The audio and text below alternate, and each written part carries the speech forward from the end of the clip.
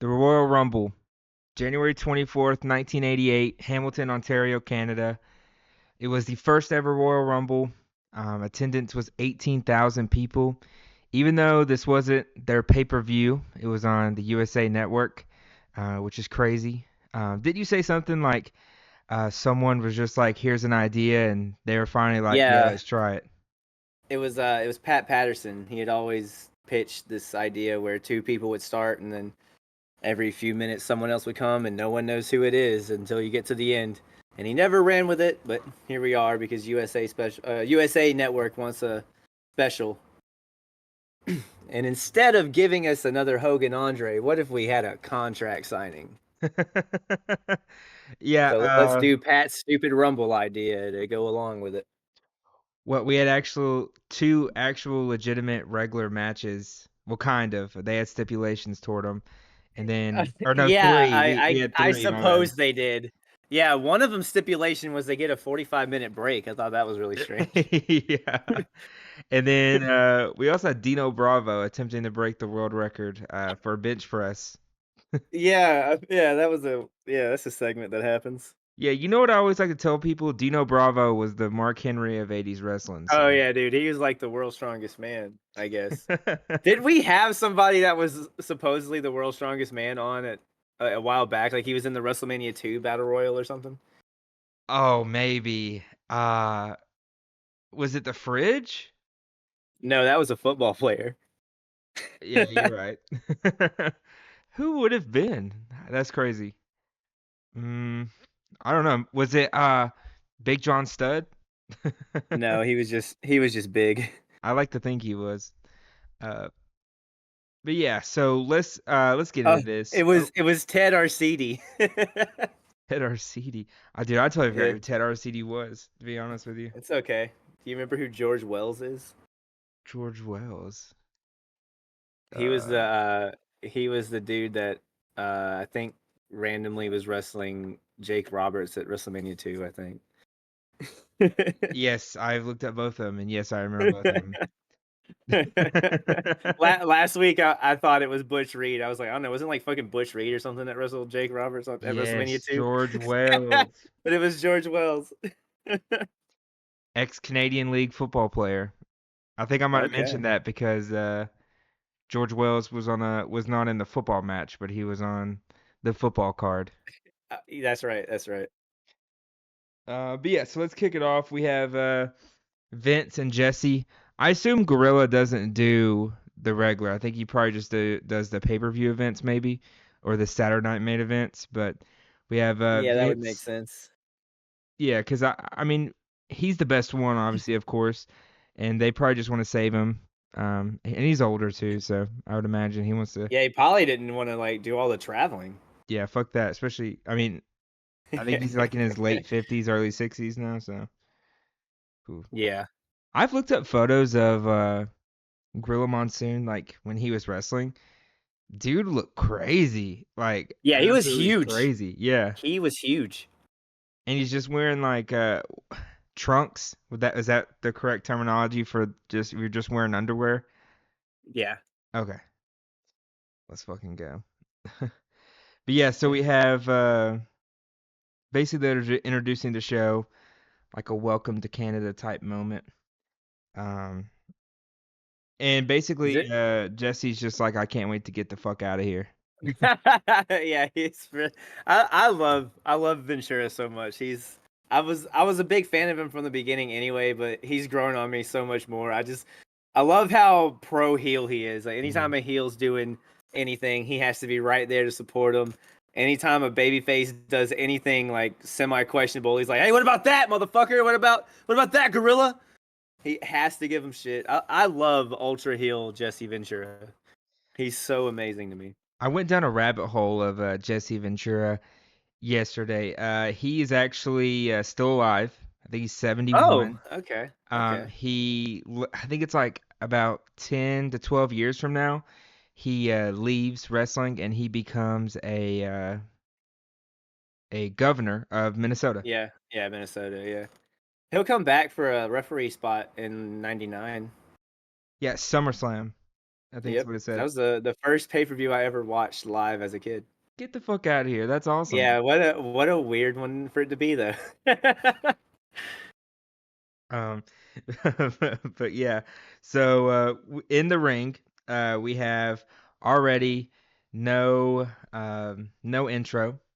But hey, there's one good thing about this. We do get a lot of entrance music. We do get We did, we do. a lot of people And actually making like an entrance to the ring. some of them are so generic. I was like, yeah, I see why we just walked out. Yeah. But if you were the first person, mainly the heels, I feel like if you were them, you did not get a entrance at all. Well, Uh, so typically the way it works, I don't know if you WWE doesn't necessarily stick to this as much, but typically when it comes to entrances, the heel comes out first, yeah. with the exception being like title matches where the heel is the defending champion. Yeah, that So I makes don't know sense. if that, yeah, but I don't know if that helps with the point you're making here, but that's typically how it works. Hmm. Yeah, because normally I'm like, or in this one you see like our first match, Rick Rude is already in the ring, the obvious Yeah, heel, and his then music I thought was like the theme of the Royal Rumble because it was playing from the second they started. oh, And that and was I oh okay. I thought he was already in there. I didn't think he got anything. and I was like, why is the music that they play whenever they want women to strip in the 90s and 2000s playing as the theme for Royal Rumble? Jeez. But then it cuts to Rick Rude and I'm like, "Oh, okay. I get it now. It's his music. I get it." Hmm. I mean, hey, Rick Rude's a good-looking guy. He's very buff. Maybe that was his type of music. Well, that was it. That was his characters. He's like he's ravishing Rick Rude. He's he's taking your wife kind of shit. Like all your girls want to fuck him, not you. But he's fucking shredded, dude. He is. It is He is crazy. he is in some shape. And then we have Ricky Steamboat opening the match against Yes, Rick Rude. Um, which honestly, I mean, we could talk about this later, but now too, the people that they put in the Royal Rumble, they did not want any of their big stars in it. Do you think it's because they they didn't didn't think it was want, gonna do that well. I guess. yeah, because I mean, you got Rick Rude, you got Ricky here. We have no Macho Man at all. Uh, no Hogan, no Andre, no King Kong Bundy. I mean, geez, ain't shit in that Hogan Royal and Rumble. Andre are the title feud anyway. And at this time, I'm pretty sure Randy Savage is in a feud with Honky Tonk Man because that main event show that the Hogan Andre match is signed for later is just a 2-match card with Hogan Andre and Macho Man and Honky Tonk Man. Man, I bet it. Yeah, we gotta watch it. I mean, we don't have to review it, but I definitely want to watch it because I mean, I'll do either. It's just gonna be a very short. It would just make for a very short podcast, I think. But yeah, I mean, we could. unless you wanna live watch it together and the podcast is us reacting to it. But We should try that. Yeah, we should plan out a day and we should do that. I agree.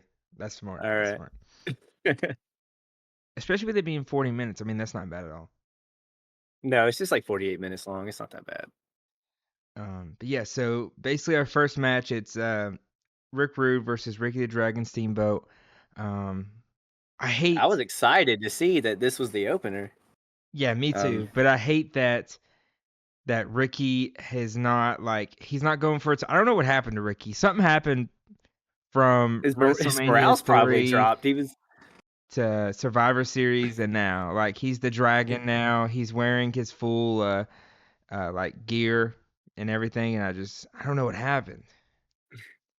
I don't know, man. His morale's probably dropped because he went from Intercontinental Champion that they're thinking about putting the big belt on to, opening the Royal Rumble and being Macho Man's second in the Survivor Series match and stuff. I don't know. Maybe he's not having a great time right now or something.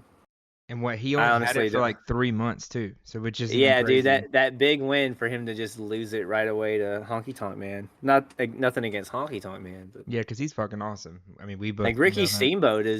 Ricky Steamboat is the best on the roster right now. Almost, I Mhm. would say it's like Top it's him or five, Savage, definitely. obviously. Yeah. But yeah, this match, I'm gonna be honest. I'm It was very gonna be boring. too. It was It very was. boring. It was It was. so It was. It bad. was. It was boring. Okay, so here's how I looked at it. I thought the beginning of the match was really good, and I Mhm. thought the ending of the match was really good. But holy shit, that middle was boring.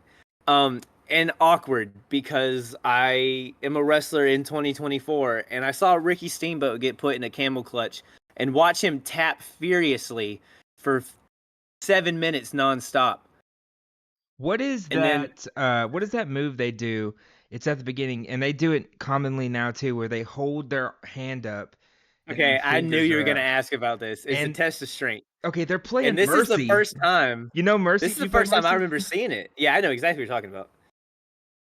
This is the first time I remember seeing this uh, on any of these shows. I think, unless I've just forgotten. But Yeah, I've never seen I it either until now. Like I see it commonly now, like they do that. Like I've seen it over the years.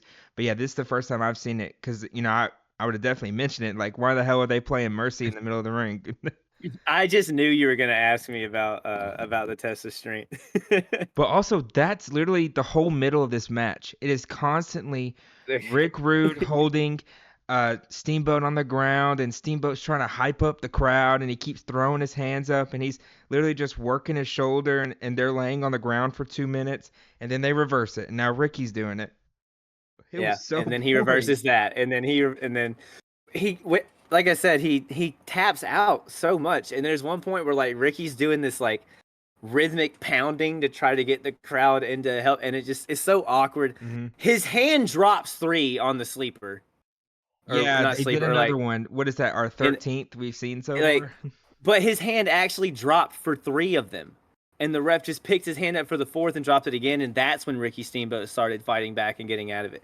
Then there were like times where it looked like the ref hesitated on counts because he thought Ricky Steamboat wasn't about to kick out or something. And it's like he knew Ricky Steamboat was gonna win, uh, and then and then just didn't want to fuck it up, but in turn fucked it up. They recently made a Ricky Steamboat like what do they do? They do like the 30 for 30 like sports thing but for wrestlers now. Uh Yeah, they recently made one about him and like I remember seeing clips about it. It was like he was saying that he didn't know if he was going to be in the Hall of Fame and stuff. And yeah, here it is. It's WWE Legends season 4 episode 9, Ricky the Dragon Steamboat. It literally came out on June 2nd. I knew every time I'm on like I'm watching Raw or SmackDown, they were playing it a couple weeks ago. So yeah, I remember, yeah. okay. Which is crazy because I mean we literally talk about him every pay-per-view and they literally just made a thing about him.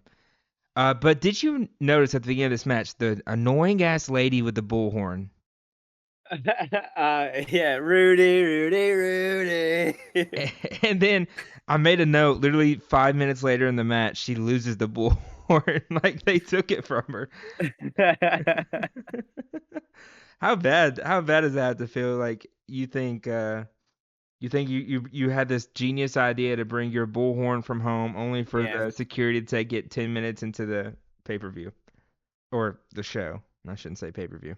yeah, it wasn't a pay per view, man. This is a network special, a USA Network special or some shit. Um, but yeah, there was that good. The one thing I liked about this match was the pin sequence where they did like 20 Yes, pins in a row. yeah, I That was love those. fun. I love those. They're so good, and Ricky Steamboat is the correct amount of athletic to pull that kind of shit off. He did a lot of really like impressive things here. Um, I love that crossbodies continue to fuck up. I love that because Steamboat goes for a splash at some point, and guess what? Rude gets his fucking feet up. He goes for a crossbody, and then Rick Rude like pulls the fucking ref Pulls in the the way. ref in front of him.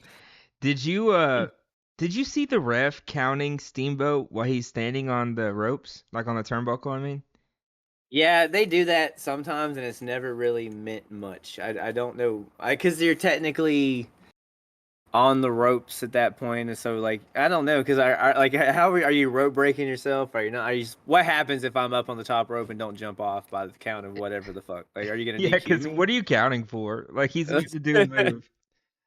Uh, but yeah, just like you mentioned, uh, Steamboat accidentally takes out the ref, and then I think Rick Rude gets him in a kind of like a submission hold, and then the ref regains his consciousness, and Yeah, he gets him in this weird, like, almost not really like a torture rack, but he's up on his shoulders, his right shoulder, and he's like wrenching his back or something, I it's a guess. bad camera angle because you can only see like Yeah, behind, you don't see the front, because literally right. once the ref gets up, the bell rings. He's like calling for the Yeah. bell. So the thing about this is I knew exactly what they're doing when I saw that the ref got hit and then he rung the bell. I knew exactly what they were doing. Except this ref has been so fucking awful this entire match that it was feasible that would be like, yeah, the ref just sucks. That's the gimmick of the match. So he's going to give Rude the submission win. No, it was exactly what I thought it was. But this was the only time where that waiting for the official decision thing actually played into the match at all. Yeah, because you get the shot of Rick Rude walking out of the ring and up the ramp, and he's so excited. They're playing his music and everything, and then Yeah, Vince is without the like, official decision. "Yeah," Vince is like, "Oh wait, I think the ref's saying something," and then they call it. Ricky actually wins by disqualification, because literally in my notes I wrote, "What? Rude by submission? What happened to Steamboat?" And then it said, and then I put, "Never mind, ref changes his mind. Steamboat wins." But yeah, terrible opener. Of course, this is our fifth out of six things we've reviewed where the opener sucks in a Yeah, sense but of. it hurts more when it's Ricky Steamboat. Yeah, it does. Because, And I mean, he's been and electric. Like, he's been top three in every show he's in, and then we get that from them. It's awful. Oh my God.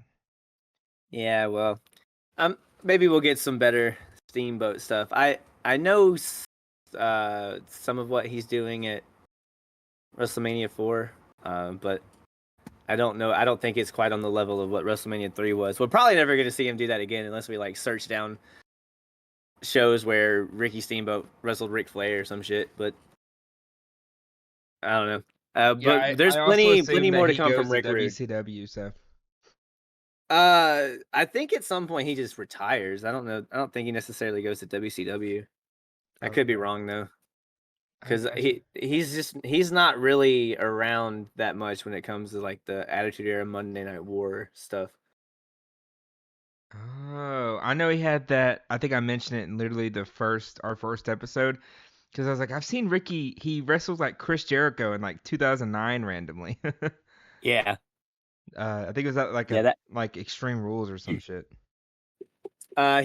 I think it was both because he wrestled him in at Mania and like the Legends thing, and then he had like a match, like a one-on-one match with Jericho at the next pay-per-view. So it was either Backlash or Extreme Rules or whatever the fuck the pay-per-view was after WrestleMania back then.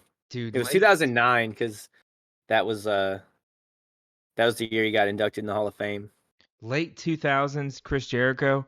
Oh my God, was he not awesome? I fucking Yeah, loved Chris that dude was Jericho. great. That dude was great. I can't wait for the Y2J shit. Yeah, that'll be fun. But yeah, so after the match, we This was get. the weirdest match I think I've ever seen, by the way. Think so. I was I mean, gonna, I've seen I was doing the thing with like because MVP and LVP. I yeah, LVP to both. the both, yeah. The Yeah, MVP was the LVP goes to that fucking referee. yeah, and I'll give MVP to the guy, the security guy who took the bullhorn from the lady. That was good. I was gonna say Ventura. He can get co But you're MVP, yeah. right. But you're right. Yeah. Because I I just couldn't stand the beginning with the lady with the bullhorn. I couldn't stand it. well, so I just mean it's the weirdest match I've ever seen in the sense of I know there are weird ass matches like final deletions and boneyard matches and stuff that's meant to be strange and weird.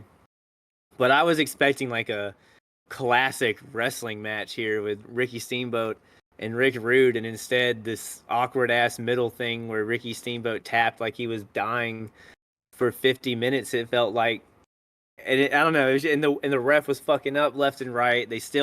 They went as 80s finish as they could without being too over the top, stupid ass finish about it like they have been. Like, this finish would have been so goddamn stupid if it would have happened at the Wrestling Classic. Like, it would have been so much worse than it was. But it's just so weird because I got this when I was expecting something like way better. Maybe I set myself up for failure there, but I hyped myself up for every other time I saw Ricky Steamboat and I hadn't been disappointed. This was just strange. Mm, I'm totally with you. Ricky, really, Ricky, if you can hear me right now, because I know you're listening, you really let me down right here. But I still love you. I do. I love you a lot. You're fantastic. You deserved Hall of Fame. I wish you had the IC title longer, and yeah, we love I you. wish you had the WWF title at some point. hmm You versus Andre versus Hulk should have been the main event of that Hey man, February match. would have been cool if you could have won the belt at WrestleMania 4, huh? Mm, Would I have been guess cool. guess we'll never know. Yeah. Well, anyway.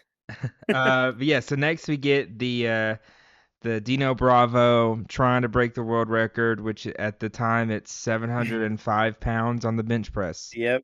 It Um, is it's quite a feat. we've had multiple of these before. I know Mark Henry did it. Did Triple H do it with him too? Triple H did a lifting like a bench pressing contest with Scott Steiner or some shit. Steiner. Okay, I remember those two doing a bench press. You probably know. There's probably been thousands of these, but I'm sure. Yeah. I also remember the era of Mark Henry like holding cars back with his feet and pulling fire trucks and bending jail bars with his hands or some shit. So I've seen my share of stuff like this, I suppose. Mark Henry's coming here soon, I think. Oh yeah. Yeah. There's a To nice '70s segment of something like this where Iron Sheik used to come out and spin these little like bottles or something that were like from Iran or something like that that was very heavy and he had like tremendous upper arm and wrist strength or some shit. I'll have to find that and send it to you. Iran #1. But But yeah. So he was not going for a basically, weightlifting record. basically, Mean Gene's there. Dino Bravo and his manager, Frenchie Martin. Richie Martin. I I don't know where this dude came from or where he's been. You wanna know something crazy, Cameron? What's up? You won't understand a word Frenchie Martin says It at didn't all. matter. I did. It He didn't was matter because crazy. before I realized he was speaking French, I heard some wild shit. And then when I finally realized that he is speaking French, my brain just went into fuck it mode and really relaxed itself. And I wrote down some of my favorite misheard translations, but we'll get to those as I see them. Okay, okay. Uh, but we also have Jesse Ventura, Jesse the Body Ventura. He is spotting Dino Bravo. Also, they were saying that they were doing an award for the Body Award. Did they give it out? Did you hear something like that? I don't I don't recall. Yeah, I think they might be doing it at a different time, but I swear they were saying something like Jesse was gonna give out um Jesse the Body Award to someone or some shit like that. Oh man, well maybe he gave it to Dino Bravo because man, he Maybe. was all about some Dino Bravo in this show. I don't really know. The weights are probably fake, but I'm gonna act like they're real because the whole time I was acting like they were real. Um, I was wondering about this. I was like, what if he fucks this up? But I suppose the weights could just be gimmicked and this could just be part of the show. Like it doesn't have to be him going for a legit record for us to enjoy this as much as I did cuz I know this is a very strange concept and in execution it was very questionable, but I thought this was really funny. I really enjoyed this. It uh, was the correct amount of awkward and like starting to overstay its welcome to where I just loved it so much for that. Where I was like, I still love you, but you can end whenever the fuck you want, man. Like it was I'm done with forever. I'm done with this, but I am enjoying how long this is taking, if that makes sense, because This was like 20 to 30 minutes, I felt like. It was I, forever.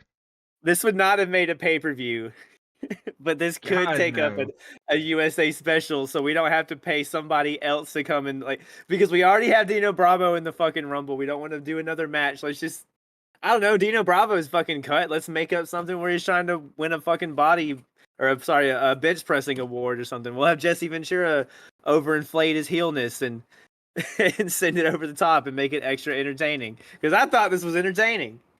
Yeah, Jesse's banter throughout the whole thing is just hilarious, and him, cause the thing is, uh, Dino says something like he wants everyone quiet, so Jesse's constantly grabbing the mic from Mean Gene and be like, he's asked everyone to please calm down. You can Yeah. love him, you can hate him, but we're seeing Give something. him a chance. Yeah, At least we're give him a seeing something chance. special here. At least give him respect. For real, because like if he's actually doing the weight, like that's mad impressive. Like what the hell? Like Yeah, everyone we shut just the have hell no up. way of knowing. Yeah. We ourselves probably just have no way of knowing unless we go and like research this segment. But I love that he just picks up the first one, just bench presses the fuck out of it. You know what? I'm gonna send a DM and an email to Jesse Ventura, and I want him to answer that question: was the weights fake? Do you think he'll respond with yes or no? I feel like he'll still. I don't think he'll respond to it. But if he did, he would definitely tell you that they were real. Yeah. But Dino starts out at 4:15, and once they say he's starting out at 4:15, I knew this shit was gonna take forever. Cause you don't start at I didn't. 4:15 and go to 7:05. I couldn't believe that the warm up weight was even making the show. But Yeah. then when I realized it's like they're going from like 415 to like 450 and then 470. It's like the increments between each different set was just getting weirder and weirder. It was less than 100 pounds. It was some of them were less than 50 pounds. We were literally going up like 30 pounds of weight, and we were like, all right, here's the next set. Do 20 of these. They should have done where it was like, yeah, Dino, he was just weightlifting like 630. Now he's gonna go for the 705 record. Not, let's literally go up 30 pounds each time This and is just like, unofficial because the bar needs to be weighed. yeah, and sometimes those plates are not actually 45s. They might be 42 and a halves. You never know. But yeah, so he uh, starts out at 4:15. It looked good. Like he literally bounced it off his chest, whatever, whatever. And after that, that's whenever Frenchie gets the mic, and I'm like, what the fuck is he saying? Like you do not I understand at all. I swear to God, I heard him say, "I'll post it on Twitter." Yeah, Frenchie. Yeah, he was ahead of his time. Well, he's also a little ahead of his time with the next thing I heard, where he says, "I'm Mike Tenay." He's not Mike Tenay. He's Frenchie Martin, so it can't be what he said. and and there's one time where Gene says, "I don't think many people have bench pressed that much. What do you think?" And then he gives the mic to Frenchie Martin, and I swear to God, I hear Frenchie Martin say, "Yeah, the Pope." I'd love to see the Pope go out there and bench press with Dino Bravo. That would have made this segment way better. We It have would have. Pope But Francis here. if you're going to bring the Pope in for this, you may as well have the Pope win the Royal Rumble. So, Dude, yeah. Next, he literally goes from 4:15 to 5:05. Whatever, whatever, whatever. He's doing at it. that point, he's bench pressed the Big Show. Okay, okay. Yeah, I mean, Big Show was what 500. He was always billed as 500 pounds. So, okay. 500 pounds, Uh, 7'3". Do you know his hometown? who Big Show's? is it? Somewhere in Florida? I have no clue, but sometimes I feel like I can remember people's hometowns, like West They never really Newbury. said his because they said that he's 7'2", 500 pounds. They gave up him having a billing to him being 7'2". Yeah, too many things they're already saying. Yeah, you can be tall as fuck or you can be from somewhere, but you can't be both. uh, Next, we go from 5:55 to 5:95. And in between these two, this is where I was like, God damn it, I fucking love Jesse Yeah, Ventura. I He is love he like, at some point he's like, "Hey, for real, these are getting really heavy. I need y'all to shut the fuck up." and also he's doing this technique where he puts his fingers, because Dino's like, Yeah, he's like, I need you to put your fingers right here and right here. So Jesse's literally holding his two index fingers on where he wants his hands to be at. And Yeah. he's just standing there the whole time. He's like, yeah, yeah, yeah. Also, they had that weird segment about the chalk. They're like, oh, why is he putting on chalk, Jesse? And he's like, well, you don't want the bar to slip from him. And then once he takes the mic away, he's like, oh, well, now Jesse's putting chalk on his hands. That's weird. Uh, I love Gene's commentary the whole mm, time, man. No one gave any of these people a script. They were just fucking kill 30 minutes of the Royal Rumble, please. you loved it, but after 595, I wrote, this is the most fucking boring segment of all time. I was so After bored. Okay, I wasn't quite there. After 6:55, I wrote, I do wish that maybe this wasn't as long. Uh, And he's yelling at Vince from up like Ventura's yelling at Vince from where he is all the way down the commentary to make the fans stop, like to shut the fuck up and stop shouting. yeah, and he's like, this is so stressful. Because I wrote, after 655, I need everyone to shut the fuck up because this is very stressful. uh, but 655 looked rough. You could tell, like, that. So that was the one he did before he did 715.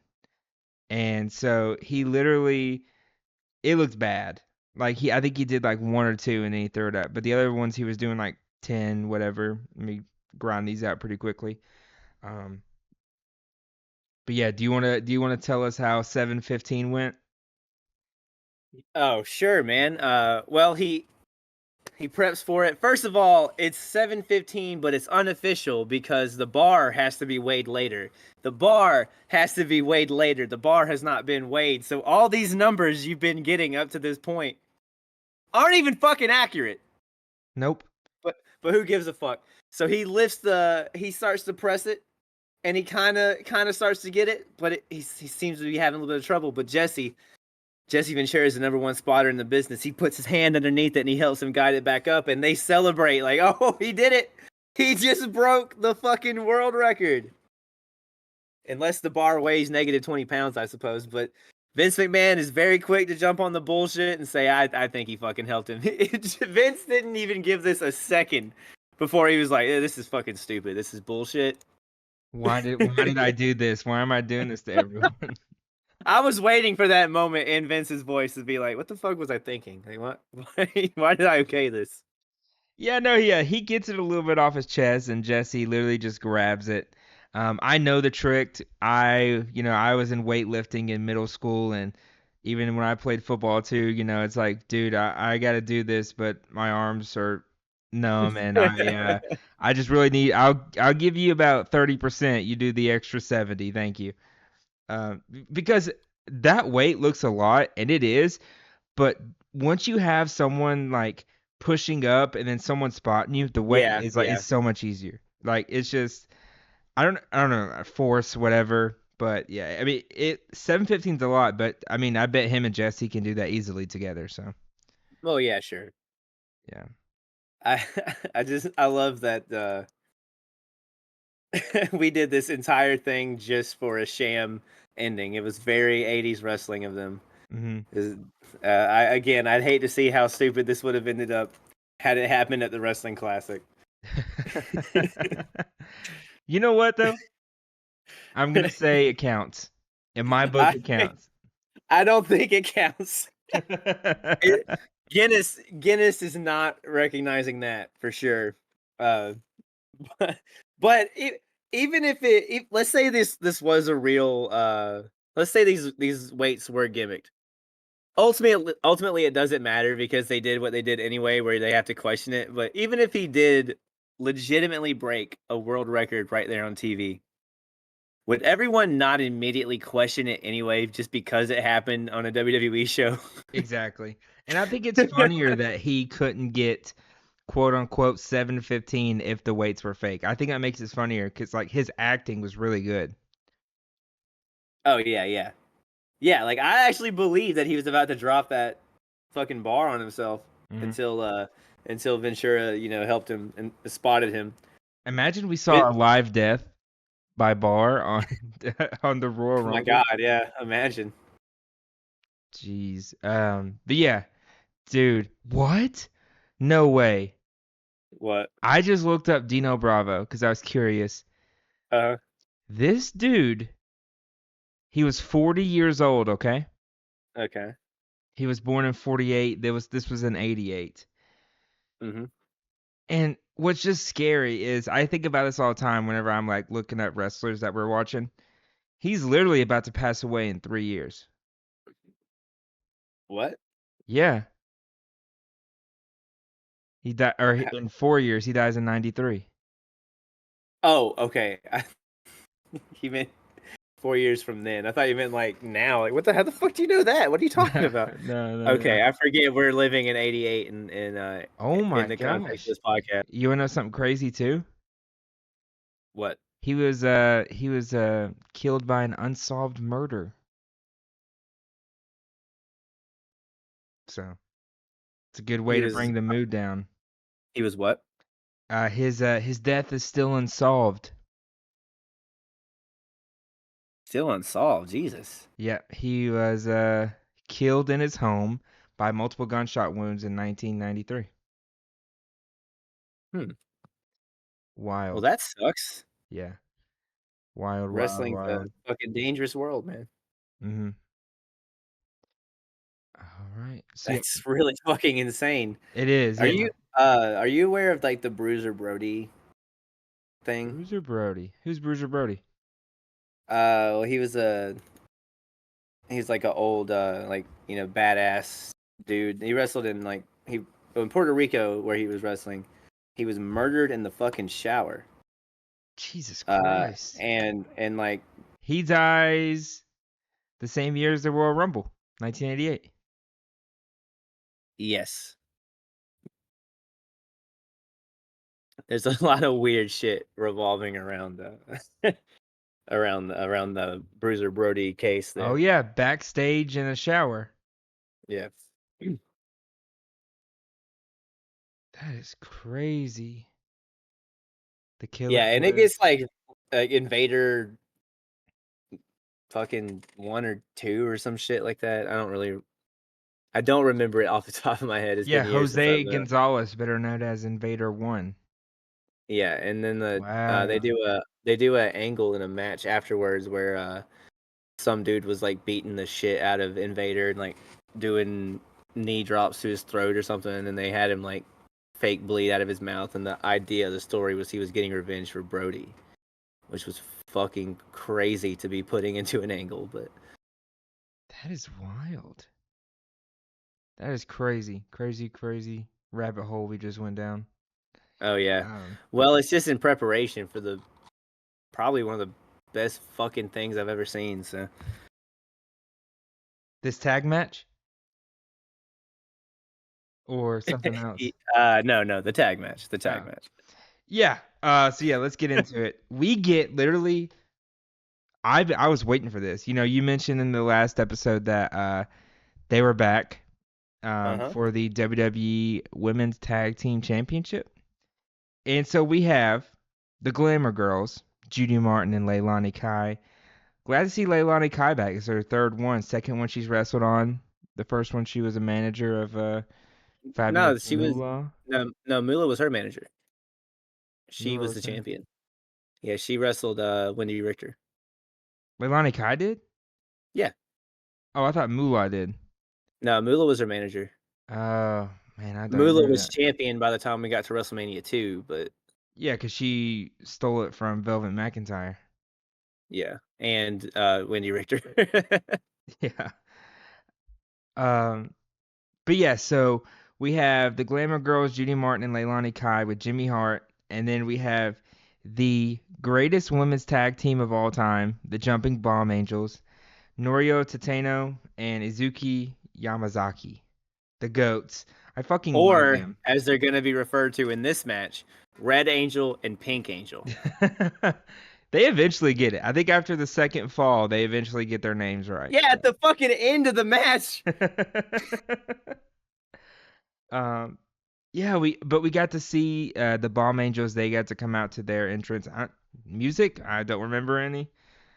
They had music, but they walked to the ring in such an awkward speed and fashion that it looked like they were like in people traffic, like in a crowd trying to get to the fucking bus or something.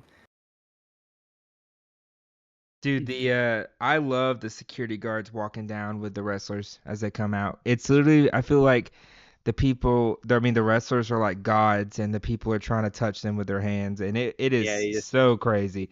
Thank just God gotta they touch him, widened man. that shit. Yeah. Oh, Well, during this, before the match gets started, Vince is still giving Ventura shit for helping Bruno lift the bar, yeah, and constantly. Ventura responds with the best line of, "A person of your stature knows nothing about lifting." And the only response I have to that is, "He's fucking got me there." So Doesn't he gets ripped soon though? Cause like I think in like 90s and early 2000s like Vince with his shirt off, he's ripped as fuck. he's probably jacked right there. He's just He's always wearing a worn big suit. suits to Yeah. conceal it. Yeah, because he's in better shape than half the fucking roster. Yeah. Probably not during this time period because goddamn are these people giant, like gigantic, just muscle heads. Like this roster is fucking massive. They are, For yeah. The Roids like era. Macho Man is considered small by this like Dynamite Kid and Davy Boy Smith are considered small and they are about to fucking pop. Like it looks like it hurts to be them, Mhm. but they are considered small in this era. They're like the what's the blood pressure cufflinks and they've pressed the button to squeeze it too many Yeah, times. yeah, like your blood and it's high. It's Yeah, their and blood it's pressure high. is high, yeah. Uh but yeah, the stipulation of this it's 2 out of 3 falls, which that's pretty cool to see them using that type of stipulation here. For It's both of weird the they tag use team it for matches. 2 tag matches, but I liked it for this one just because it lets us see like a lot more of both teams, and I really thought both teams were great at that Survivor Series Hmm. that we watched. I thought that match was incredible, and these two teams were kind of the standout of that for me. Like There's not the rematch, right? They were both the yes, last. yes, they were the last two. Like other than Velvet McIntyre, like, Glamour Girls and Jumping Bomb Angels were my favorite part of that match, and getting to see them do this. I mentioned that I talked to somebody about 80s wrestling for a while, and I mentioned this match to him, and he goes, "Oh man, it's great. It's really good." He did not lie to me. This was fucking awesome. Dude, they But I literally don't. start out the match with a they drop kick both of them. It was a double drop kick. That shit was so awesome. But one thing I could tell about this match, it is old school wrestling and their quote unquote new school wrestling. Like the Glamour Yeah, Girls constantly throughout the whole match, they're trying just to wear and tear them down. yeah, While the ground Bomb and pound. Angels, yeah, the Bomb Angels are doing grapples, they're jumping over you, they're jumping from the top rope, they're blah blah blah and all this other stuff and literally the Glamour Girls their thing is the grit and grind and we're gonna double team you in the corner until you can't get back to your partner type of style. Yeah, it was. I mentioned I think last time, maybe the time, no, it was the time before, it was WrestleMania 3, that we're kind of seeing this nice little transition period of the way the style was before and what it's kind of going to be. And this was a really good representation of that. Like, because as you said, the Glamour Girl style is like ground and pound, keep them down, isolate the ring, wear her down. Keep them in the corner, yeah. Yeah, yeah. And just that easy 80s heel shit where they just beat the fuck out of him. And when I say beat the fuck out of him, I kind of mean beat the fuck out of him because like every time Leilani Kai does a hair whip, it looks so painful. As a person with long hair, I cringe every time I see her throw a hair whip the way she does. And and then the Jumping Bomb Angels offense is exciting and fast paced and innovative, especially for this time. Like the only people you see doing stuff like this that they're doing is Ricky Steamboat, really. Like you see a few people go up top and all that, but not doing some of the more like athletic shit that they're doing, like and really agile stuff as well. These two styles mesh so perfectly. They do. It's literally like you got the high flyers and then the like the giants or whatever you want to say. You know how we try to play that WWE game and I was trying to tell you about certain classes that Yeah. mesh with each other. Like the bruisers and the fighters will work together and the giants and the cruisers will work together. Um, Right. Yeah, there was this one part where they did the double figure four, and I thought that shit Yes, was awesome. That was I so thought they were fucking about to cool. get a tap to it. Like I thought she was about to tap to the figure four, and I thought it would have been really cool if somebody made someone tap to the figure four in WWE as before Ric Flair. Then I thought about, oh yeah, Craig Valentine. um, but yeah. There's a really cool thing they do here where I'm trying to remember what they have, what it was set up here. Like Leilani Kai tries to pull Martin tries to pull Leilani Kai to get out of whatever the fuck she has, but the other angel comes and like pulls on the other leg of Leilani Kai, so Martin just flies forward and eats shit on the mat. It looks so cool and hilarious. Yeah, I do remember that. Yeah, she shoots her, right? She shoots her out, kind of. Yeah, Yeah, no, I she understand. like loses her footing entirely and just like goes flying forward and eats shit. But then hits a fucking alley oop. If you were wondering what that move was called that she got the first win with, Oh, okay, okay. I got you. Yeah. So, randomly in about 2000, 2001, Big Show just started doing the alley oop where he'd pick him up like a power bomb, and instead of slamming them down on their back, he'd fall on his back and they go flying forward onto their face. But here Judy Martin is doing it in 1988. Women's wrestling was ahead of the curve, man. how do you prepare for that if you're the one hitting your face? What would you do in that position? What do you have to do? I mean, make sure I'm not like putting my head or tucking my chin in. It's like as if I was going backwards, and maybe I don't know, maybe getting a nice little platform with my arms going to take the to take the impact. Sometimes like face bumps can be kind of tricky because it's like it's literally face first, and if you don't pull your head fast enough, you literally just see yourself go. I'm always scared to see, especially. I mean, I know they're all professionals and they work together and they talk and stuff, but I'm always so scared for the power bombs. And like, I don't even know how Undertaker does his tombstone because if I feel like I got a tombstone, my neck breaks. You just gotta trust your opponent, man. I got you. Which, as weird as that sounds, you just gotta Um, trust your opponent but yeah, just like you mentioned, the within glamour reason. girls, yeah, the glamour girls get the first pin. And then they're like, "All right, we'll be back after this commercial break," which is so weird, especially like it's the Royal Rumble. Like nowadays, the Royal Rumble is top four. Yeah, It's one of the big four main events, and it's here we're the like we're it's the going to. start of the Mania build. It's very Mhm. important. It's like that, and And then it's Elimination Chamber, and then what Survivor Series Elimination Chamber, and then WrestleMania, right? yeah, they don't do like fast lane anymore or anything like that between them, do they? No, I don't think so. Yeah, Okay. they might do. Yeah. Okay. Go ahead. Wasn't it something like Back for Blood type shit in that pay per view at one point? Something blood, Bad Blood. bad blood. Yeah, yeah, yeah. Yeah, that was more of a summer thing. Mhm. Well, it we'll get there. What was I about to say here? I did also. Oh my god! Hey, please edit that part. Okay. I did also think that it was weird that they went to a commercial, Yeah. but man, man, was that tame compared to what the fuck they were gonna do later. So just a single commercial break here.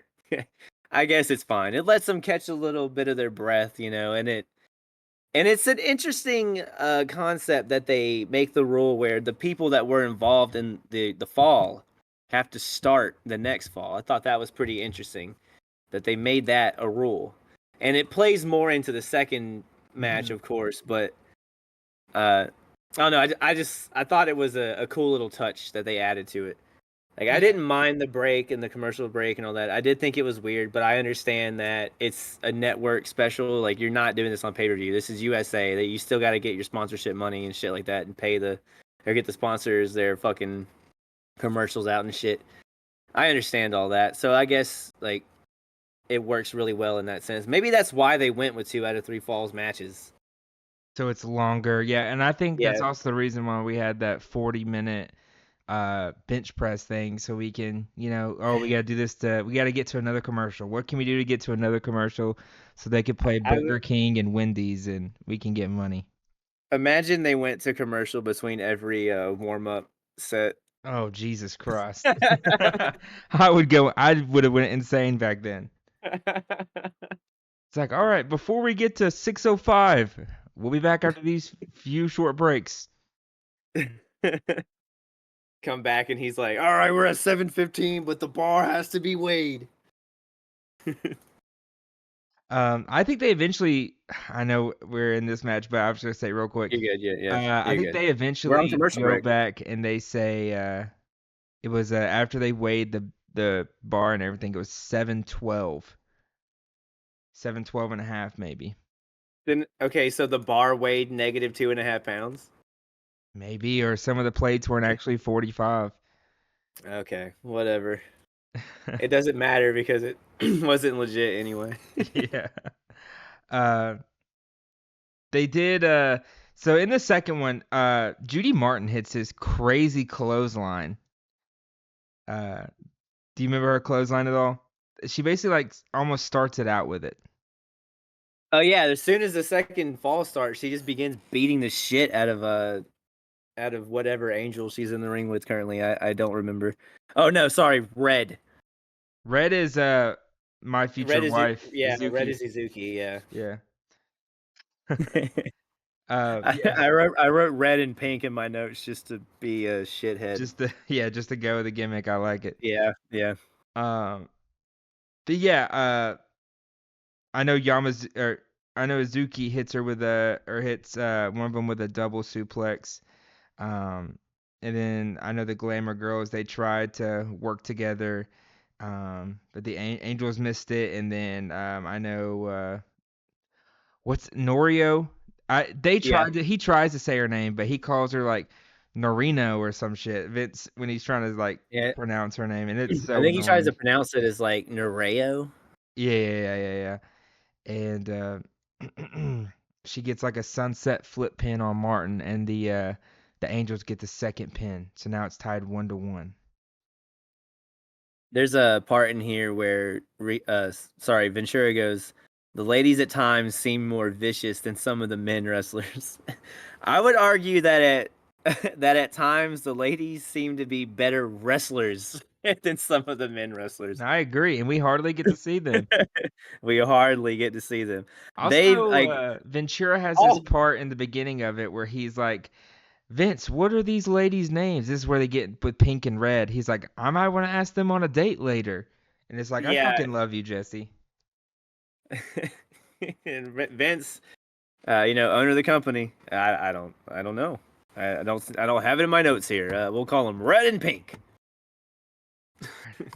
I couldn't imagine like the producers, they were like, they had to run to Vince with their names on like a little card, and they're like Red Angel Izuki, Pink Angel Norio.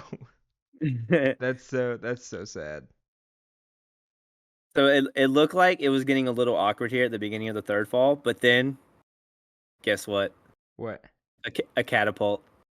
We're back. That's what the slingshot type thing. Yeah, that's what I Yeah, was remembering. yeah, Yes. I think this is where I realized my point of damn, the Glamour Girls are really the quintessential old school wrestling where we're just gonna keep the Angels in the corner and beat the shit out of them for 5 minutes. Because yeah, really that's for what it sure, was at the beginning of this match. It was literally just we're gonna keep you over here because fuck your teammate and we're just gonna keep tagging in and out. dude. At some point when she's not getting her ass kicked, Nereo does this like top rope knee strike that looked so fucking painful. Like it looked like it hurt her. They weren't wearing knee pads, and it just makes me cringe every time that their knees hit that mat, dude. Like I know they had to be in pain after this. Do And you she goes up top, and guess what happens, man? what She happens? misses. She misses. Just thank God it wasn't the finish. Thank God she didn't hit the ref. Oh yeah. Well, that would have been the finish. What you texted me that they were gonna be in Charlotte. Who told you that? That Shane Knowles, the Shane Peach knows. State owner guy that I was telling you I talked to about wrestling with for hours. Yeah, yeah, yeah, yeah. 'Cause he showed me the full, like, I don't know, it's called, like, something like The Gathering or something like that. It's, I could be I actually might have conversations mixed up, but Dude, it was something in North Carolina. in the future, I think we should start road tripping to some of these. Alright, man. That sounds great to me. But yeah, did you have anything else on this match before I tell them It the was winner? awesome. It was fucking awesome. Let's Mhm. see. Uh, Oh, the ending was great. I actually love the that ending. that was my next. Oh wait, no, no, no. There's Nereo also does a butterfly suplex, and no, no, Kai does the butterfly suplex first, and I pointed out in my notes that this is literally the same move that Andre beat Bam Bam with last show. Oh, yeah, yeah, yeah. Okay, it's okay, yeah. It's kind of like the weird side slam that Andre tried to do, right? It's when they hook their arms and like suplex them Yeah, flip him over. Yeah, instead of putting one arm underneath your shoulder and wrapping their arm around your head and lifting for the suplex. You just like hook both of their arms underneath each other and clasp your hands. I think Almost like Triple John H's Cena did it a pedigree, but lot. Yeah, I don't remember if Cena did. I don't. I think I don't. I was just thinking that might have been one of his moves to set up the five knuckle shuffle, but I could be wrong. No, no, no. You're thinking the protoplex where he like it's like a back suplex that he does, a little side, like a little Yeah, back because it's a missed slam. Yeah. punch from them, and he turns them around, right? Every time they Every miss that time. punch. Yeah. R-Truth, I was watching Raw tonight. R-Truth does it too. But he pays homage to his childhood hero, Yeah, I say it's John Childhood Hero Cena. Cena, right? So, Yeah. yeah, yeah, yeah. Perfect. Yeah, Yeah, makes complete sense. I'm pretty sure R-Truth's like 3 years older. uh, but yeah, so the Jumping Bomb Angels, how they end this match, they literally go for a double drop kick from the top rope, both of them. It was fucking awesome. Yeah. I hate that the Bomb Angels retire soon. I hate it. Hmm. They are so fucking great. We've seen nothing like that this entire time we've done this. They have not. They're literally my top three favorite tag team. Like they're What so awesome. how about that pop when they won? It was great. And did you see the titles? They're literally holding the titles almost as big as their hand. They're literally holding up. They're not like as weighted as they are Yeah, today and or I say anything like that. it's the ladies tag belts, bro. You don't see them often. I'm gonna put the money in that. Yeah. But they were so excited. It was like you mentioned, it was a great pop.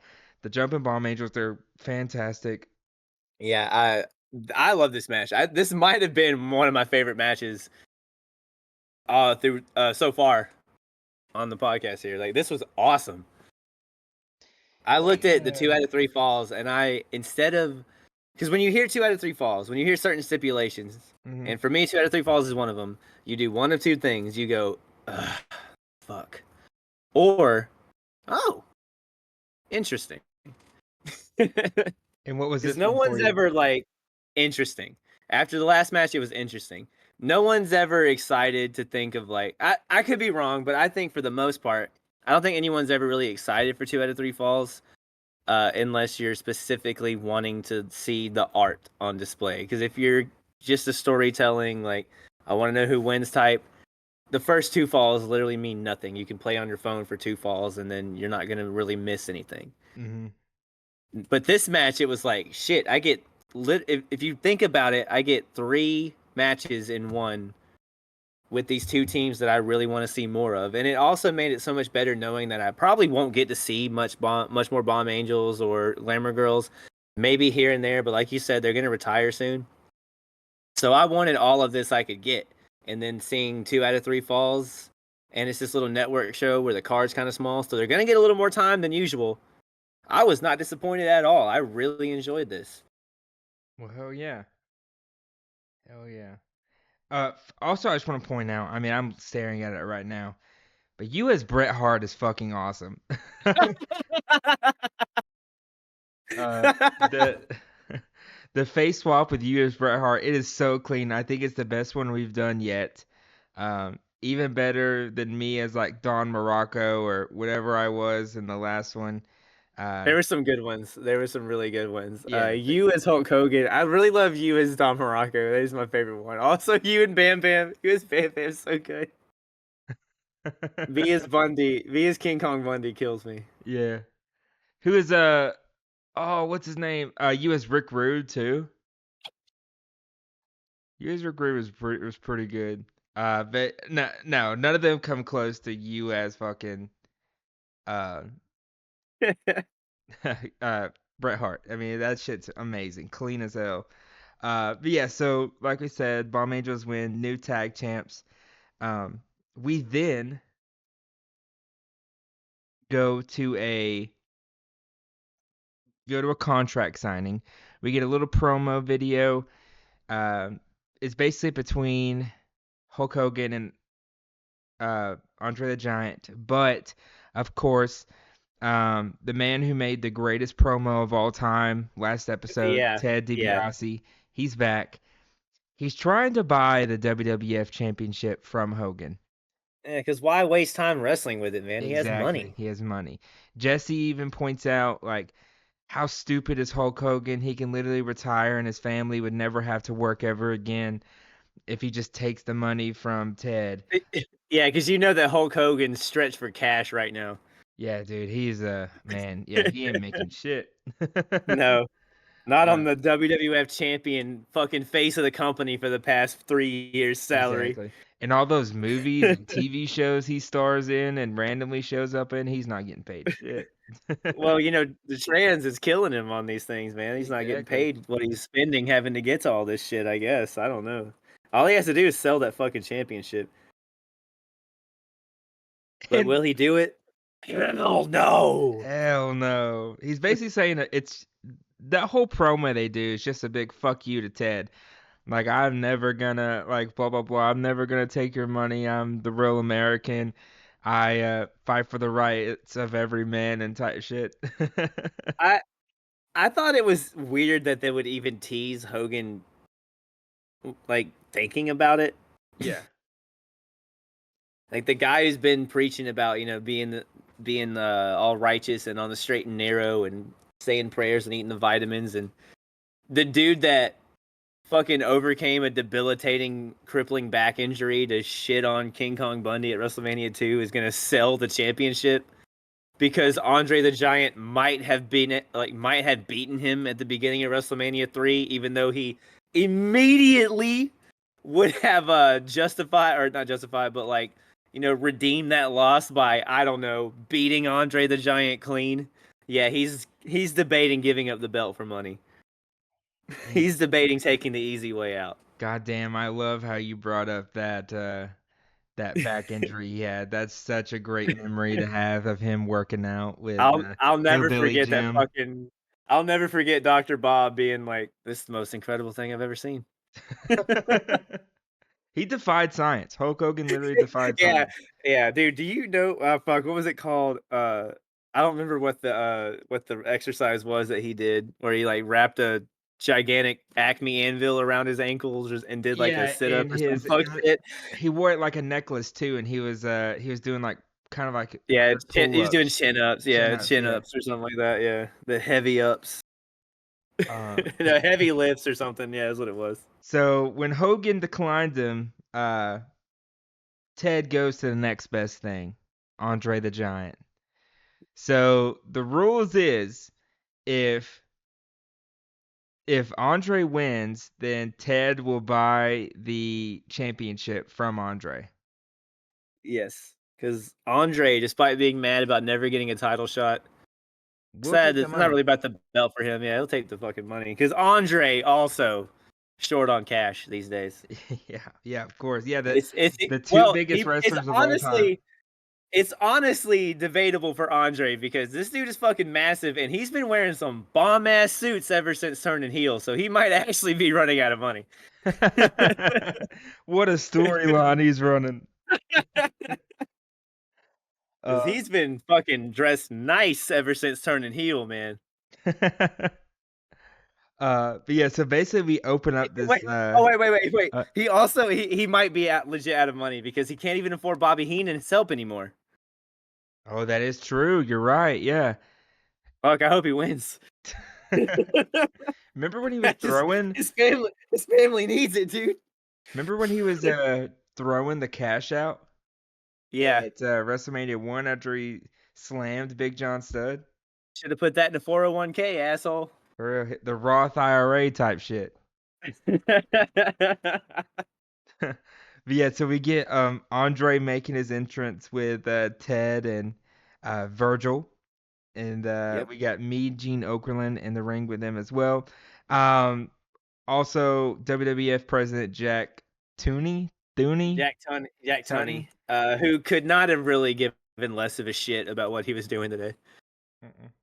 That dude's social anxiety must be to the fucking max because he did not. He was like, he would not move. He must have had massive stage fright. Like he didn't. He did not add a single thing to this segment other than, oh hey, the president's here. The president's in town. Thank God he has to watch this contract signing because this is the most important one of all time. Otherwise, something might happen. You know. Yeah, and Jack's gonna step in to break up the two biggest men on the roster. Uh, At the beginning, when Andre won't sit down, like he just milks it forever. Listen, yeah, we get Hulk. So Hulk comes in there and he signs the paperwork pretty quickly. Blah blah blah. Here's the T's, dot the I's type shit. And he gives the contract to Andre, and he literally won't sit down. Mean Gene threatens him. He's like, "I'm not gonna ask you again." What is Mean Gene gonna do? Nothing. Is he gonna make Andre sit down? And even if he could make Andre sit down, Andre has $1 Million Man to back him up. All right, Hogan is I don't know what the fuck is happening to Hogan in this segment, but something's wrong with Hulk Hogan in this segment. I don't know what the fuck is supposed to be his deal here. Like, why is Hulk Hogan supposed to be doubting himself? He's literally Hulk Hogan. This dude has not lost a match that I've seen, other than getting DQ'd on accident. And he's there like he's scared of Andre, or like He has I backup don't now. He has understand. Ted and Or Virgil. is he concussed or some shit because of the angle where like Andre was bashing his head in or something, like he was headbutting him in the back of the head? It's just so weird that Hogan is subdued in this contract signing. Also, he's wearing fucking cowboy boots, and that's weird. So maybe he just don't want to get in a fight in cowboy boots because he might break his ankles. Yeah, it was like cowboy boots, blue pants, and a white tank top type of thing. It was so 80s, I suppose.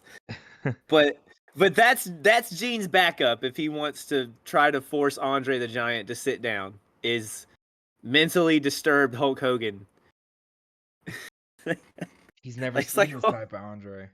I think Hulk Hogan must have just got done filming the fucking sex tape that got him canceled in 20 years, I guess, because like what the fuck Jesus. is like what the fuck is he upset about? I don't understand like why the character of Hulk Hogan is in any type of like disarray right now.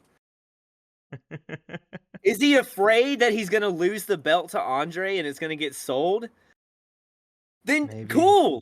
Let's say worst case scenario, he does lose the belt to Andre and Andre sells it to Ted DiBiase.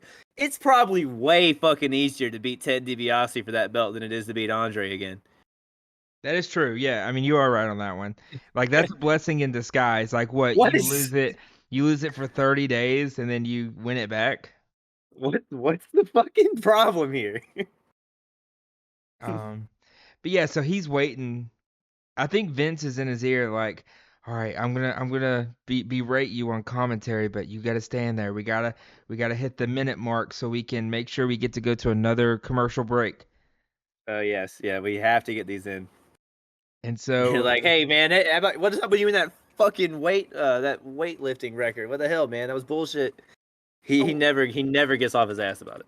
also, why the fuck do we have tiny chairs and a tiny desk for two of the largest humans ever?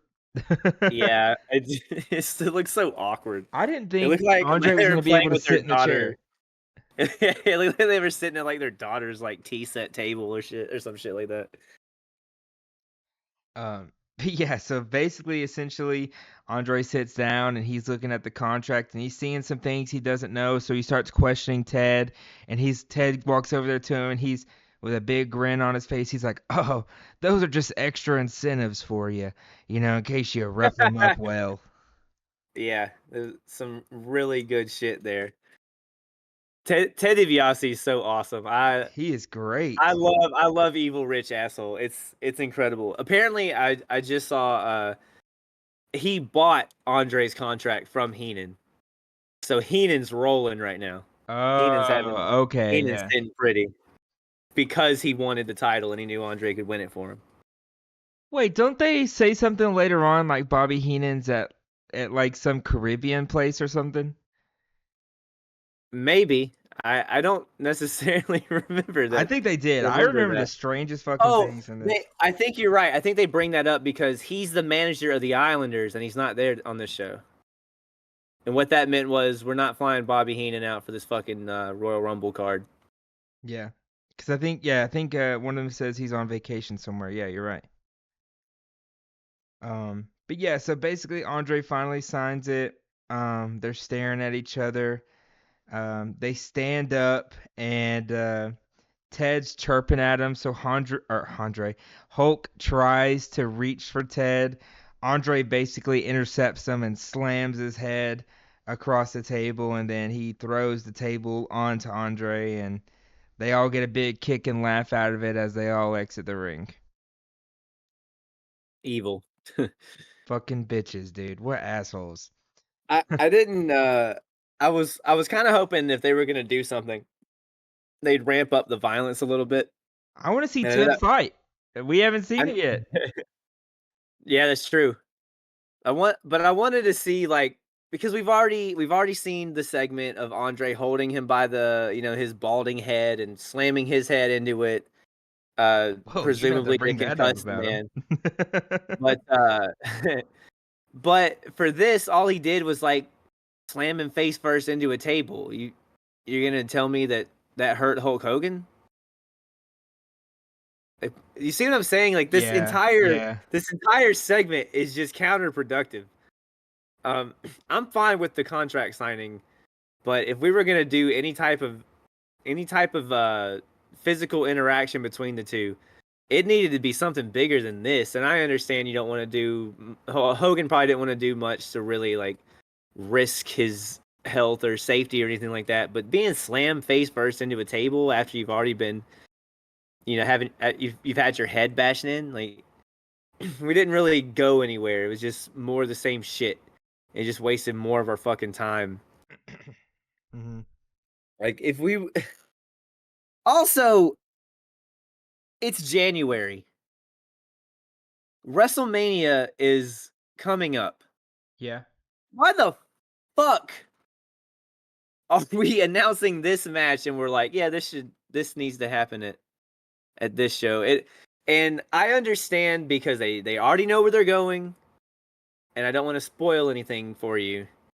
But to me, announcing a match this fucking big, this close to Mania, and it not being at Mania screams angle.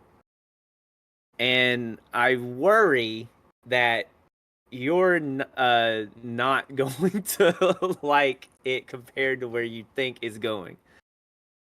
But I maybe I'm wrong. like I was texting you earlier. I thought this was You at WrestleMania literally 4. you spent the entire fucking week, the entire time to this point, up until today, where I said we should probably watch the Andre Hogan match. You thought it was at WrestleMania 4 Yeah, the whole time. the entire time, only to find out no. This was to set up a random fucking match on a Friday in February. That's crazy. I mean, that is so pointless. I mean, you already know that It- WrestleMania is your biggest show. You've literally drawn over 200,000 in your first 3 shows. It's made a lot of money, and you're literally going to do WrestleMania 4. And why not do Hogan versus Andre too? I think you'll be a fan of what happens, but Yeah. like I said, I just don't know if I honestly can't tell you that it is or is not bigger than Hogan Andre 2 because I think if you had built that again, like don't do the Survivor Series match, or maybe Andre pins Hogan in the Survivor Series match. And then instead of this main event thing, we go maybe Andre wins the fucking Royal Rumble. And it becomes like, Royal Rumble is introduced as a big fucking deal, or at least like some fucking importance instead of whatever the hell it ends up being on the end of this show. Because it's not that yet. I mean, hindsight is 2020 when it comes to shit like this. But I feel like Andre Hogan 2 could have been really fucking big, and I don't understand how after the business it did at WrestleMania 3, how you weren't thinking of how this can be the main event at WrestleMania 4 and do it again. I don't get it. But I mean, back then maybe they didn't want to have the same main event on back-to-back shows. It's not like today's era where we can have a Cena Rock or Cody Roman Twice, yeah. Yeah. No, I understand that. I understand. So maybe they didn't want to do it again, but I don't see how you couldn't see more out of this after the success of WrestleMania 3. Like how is WrestleMania not the grand fucking spectacle thing that it is now? Like, how did it not become this off of 3? And if it has, why aren't we treating it like it yet? No, yeah, I mean, I definitely agree with you. I mean, they literally put it in their taglines too, like bigger, badder, better, or the greatest show of all time, or the biggest WrestleMania event, or better than every Super Bowl that we've ever seen. Yeah, dude, Type of because we've thing. seen a lot of bad Super Bowls. Yeah. All right, so our next match, it's the reason we're all here. They're gonna title this show the Royal Rumble, but they're not gonna make the Royal Rumble the main event. Not at For the Royal some Rumble, reason. man. Not at the Royal Not at Rumble. the Royal Rumble didn't even headline the first Royal Rumble. Yeah, yeah. Even though they literally called the show the Royal Rumble all throughout the night. Yeah, but don't worry, man. Don't worry, because you're still gonna get that hot main event of the Islanders versus the fucking Young Stallions. Weren't you literally telling me like, oh my God, I hope the Islanders and the Young Stallions get to face off? Weren't you like hyping it up? Yeah, dude, because I was like, oh, dude, the Young Stallions survived. I hope they get to wrestle the team that they didn't even pin to win the Survivor Series match. Why not just do the fucking bees if we have to do a tag match? Since they pinned the Islanders to end the last fucking Survivor Series. God, Why kill can't we me. just have the I fucking Killer hate the Bees? Killer Bees. Or how about the Islanders versus fucking Strike Force? How about a tag title match? The tag champs are here. I fucking saw them. Unfortunately. So the rules are standard as every other Royal Rumble. If you go over the top rope, you're out. We have a person coming in every 2 minutes. I don't even fucking Yeah, remember, it's dude. not a minute and 30 yet. Now they just have every 2 minutes. Yeah, well, they also only have 20 people, so. Yeah, 20 people instead of 30 now. But man, oh man, are these first two people not some of our favorite wrestlers of all time? Hey, Yes. I found a interesting little fun fact here. Let's hear it. There was a experimental Royal Rumble match that happened in 1987. And it was won by One Man Gang, last eliminating the Junkyard Dog. Let's It was go. a 12-man Royal Rumble. The event was not televised and a financial failure, drawing less than Jesus. 2,000, and it's not acknowledged by the promotion. So Patterson was not at this particular show to like guide the production and the wrestling, the wrestlers and the wrestling to like how he, perceived the match should be. And he said the concept had gotten mixed up. So thank fuck we gave it another shot. When does he start refereeing? I don't think he does. I've only seen him referee that one time.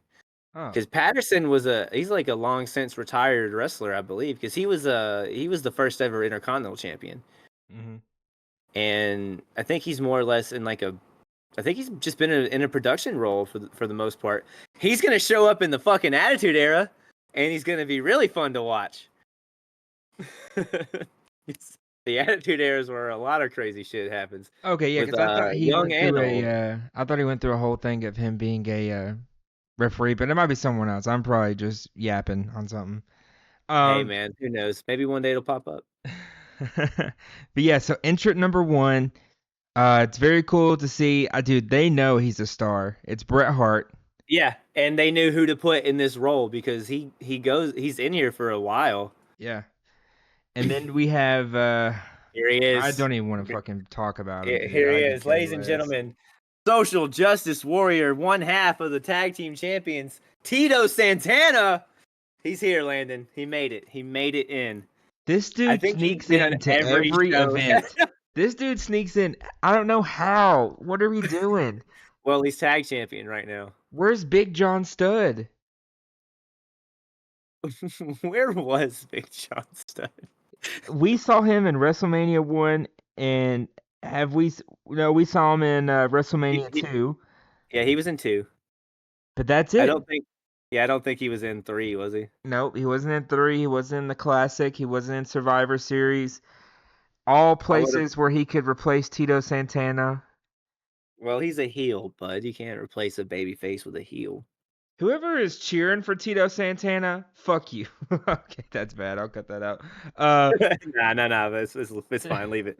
I like the meme that we've chosen to vilify Tito Santana. Like he did nothing wrong. He didn't. He is nothing. He just gets called. I'm quoting Chico the whole time. So We just pointed out that he was always showing up to get decisions reversed and not let people get fucked over, but in turn always fucking over a heel. yeah, he's a loser.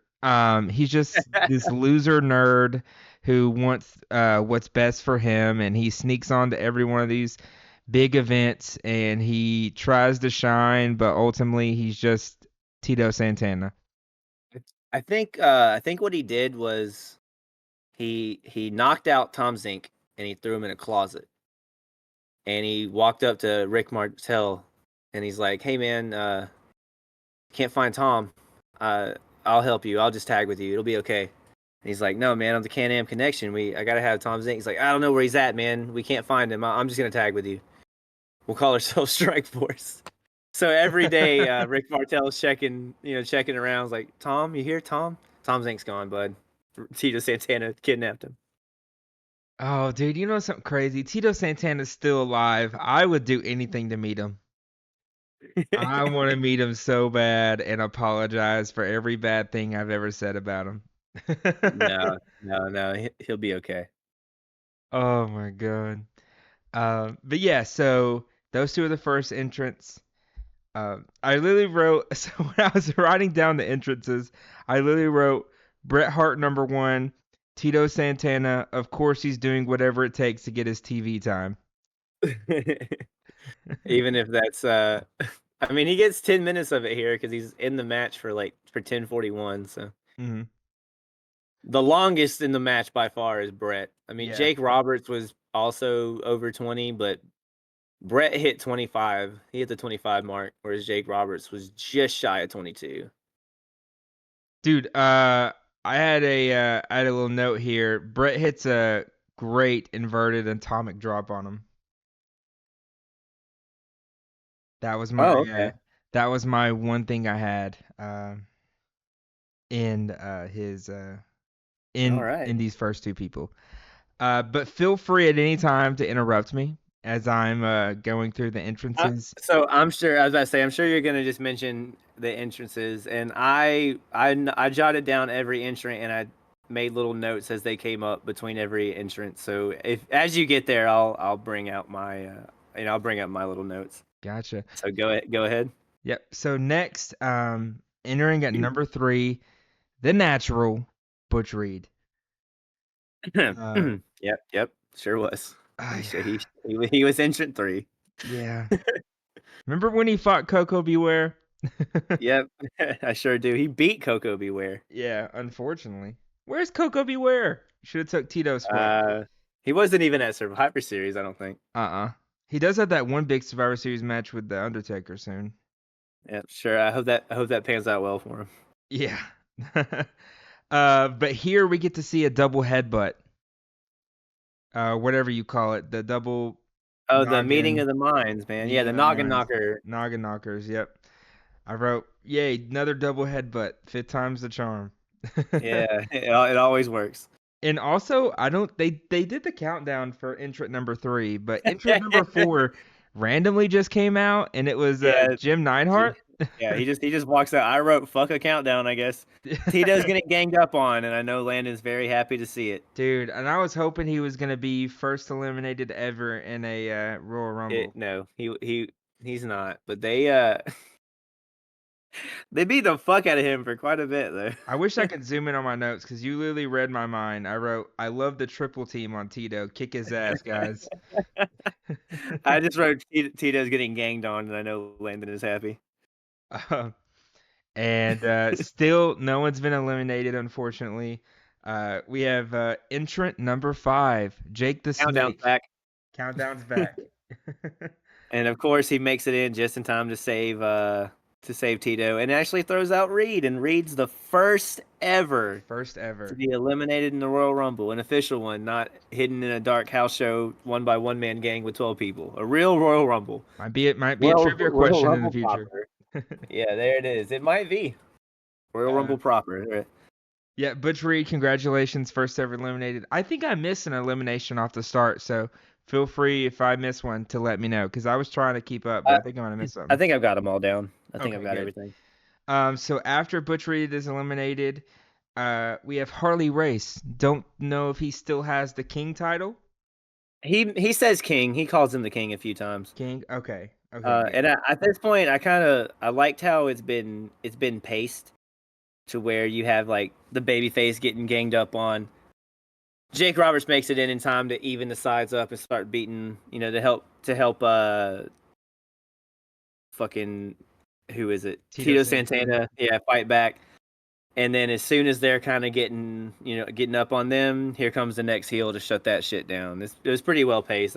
For it being the first Rumble, I thought they did pretty well with the order they picked at least. They did, and also because even in like the picture for Royal Rumble, it says the Royal Rumble, no partners, 19 opponents. But you did not see if you were a heel, you were hitting a baby face, and if you were a baby face, you Exactly. were hitting a heel. There They was never no treaded turning on that each other. line at all. Mm-mm. Mm-mm. They didn't even have a point where like a heel would accidentally like I mean they do the heel accidentally hitting a heel later, but they never even do like a heel is a shithead and pushes another heel over the ropes while his back is turned or something, or even a babyface doing it to take advantage of it. They do not tread the line at all. All heels are friends. All baby faces are friends. Fuck the other side. What's crazy? It is red and blue here. It's Sharks Jets. You pick a side and you fucking stick to it. Yeah, These yeah, are no times of crossing war. the line. Yeah. You're either Team Andre or you're Team Hogan, baby. It is a war.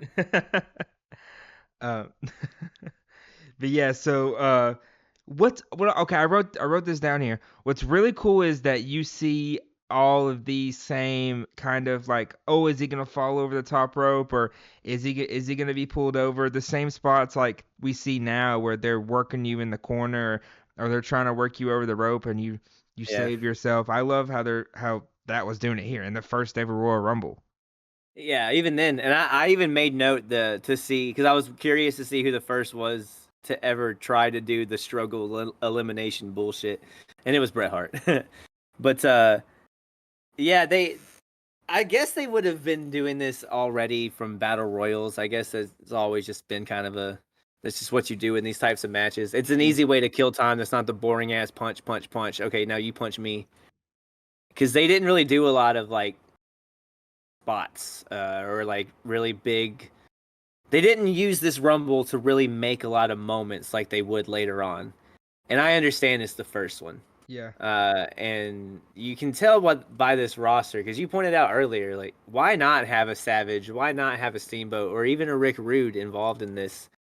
Why are the fucking tag champs, well, one of the tag champs in this Let's be when he honest. could have been This defending is the tag a belt? This is the C plus to B plus It's the mid card wrestlers. Yeah, rumble. the It's the mid mid card card rumble. rumble. Yep, exactly. There's no. I don't even think to. I don't even. If you look at this roster, I don't even think there's any former world champions in this match. You get a Yeah, I few don't.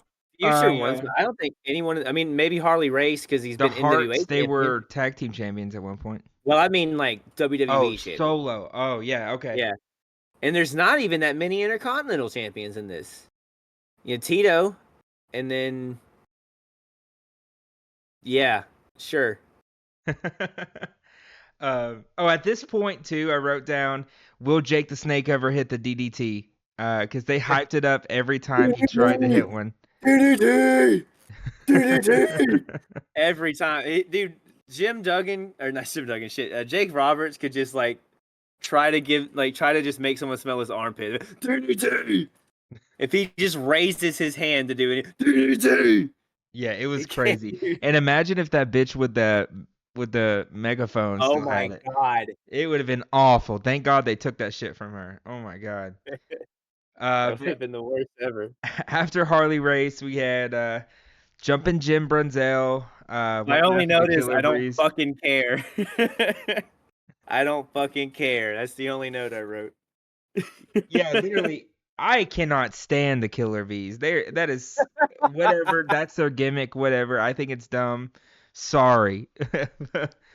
uh, yeah, and then we have our first look. We have a new person finally on the show. We have Yeah. Sam Houston. Uh, yeah, someone's 17-year-old child runs in, and it's Sam Houston. All I wrote was who? Sam Houston's actually a college in Texas, and so they literally just Yeah, ripped all the right. So college names. they really did. This they ripped a student too. Yeah, It's like this. he's I don't. they This literally dude looks went like. there. I feel like I ran in. Maybe he's like the everyday wrestler, just like the I everyday guess guy. he won the fucking indie battle royal, and he promised to work the show for free or something. He carried Harley Race's bag in for a spot on the card, But and this is where he got here's where the match gets good. Tito Tito Santana Santana eliminated. thrown out by the Hearts. There you go. Finally, we can enjoy the match. Finally. Okay. Well, until Also, this guy is supposed to be the tag team champion. He is like second eliminated in the Survivor Series, and then he's second eliminated in the Royal Rumble. This dude is an awful champion. He is garbage. well, if you remember, he was Intercontinental Champion at the Wrestling Classic. That's bullshit. Get out of here. I can't stand Tito Santana. Well, good thing he's gone, but just in time for our friend Danny Davis. Danny Davis enters at number 9, and I wrote in quotations, boring. Danny's still in Well, that terrible outfit. does he still have the worst outfit of the night though? Huh.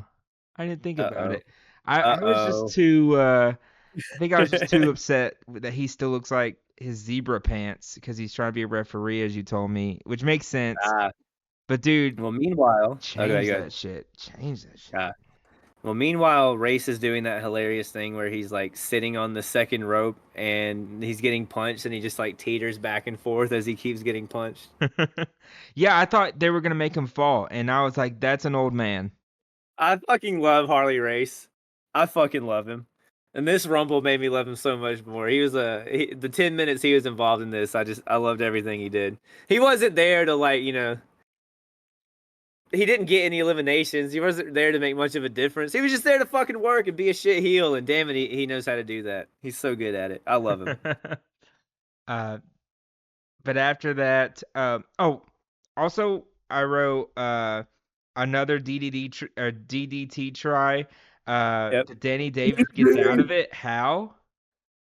Yeah, the referee out wrestled Jake Roberts. He got out of the Damien Death Trap. The referee did. Maybe Vince saw that and was like, "Yeah, we're never giving Jake a title." Well, Yeah, I the don't know. icing on I the don't know cake. if you noticed this, but typically in matches like this, they don't bump a lot.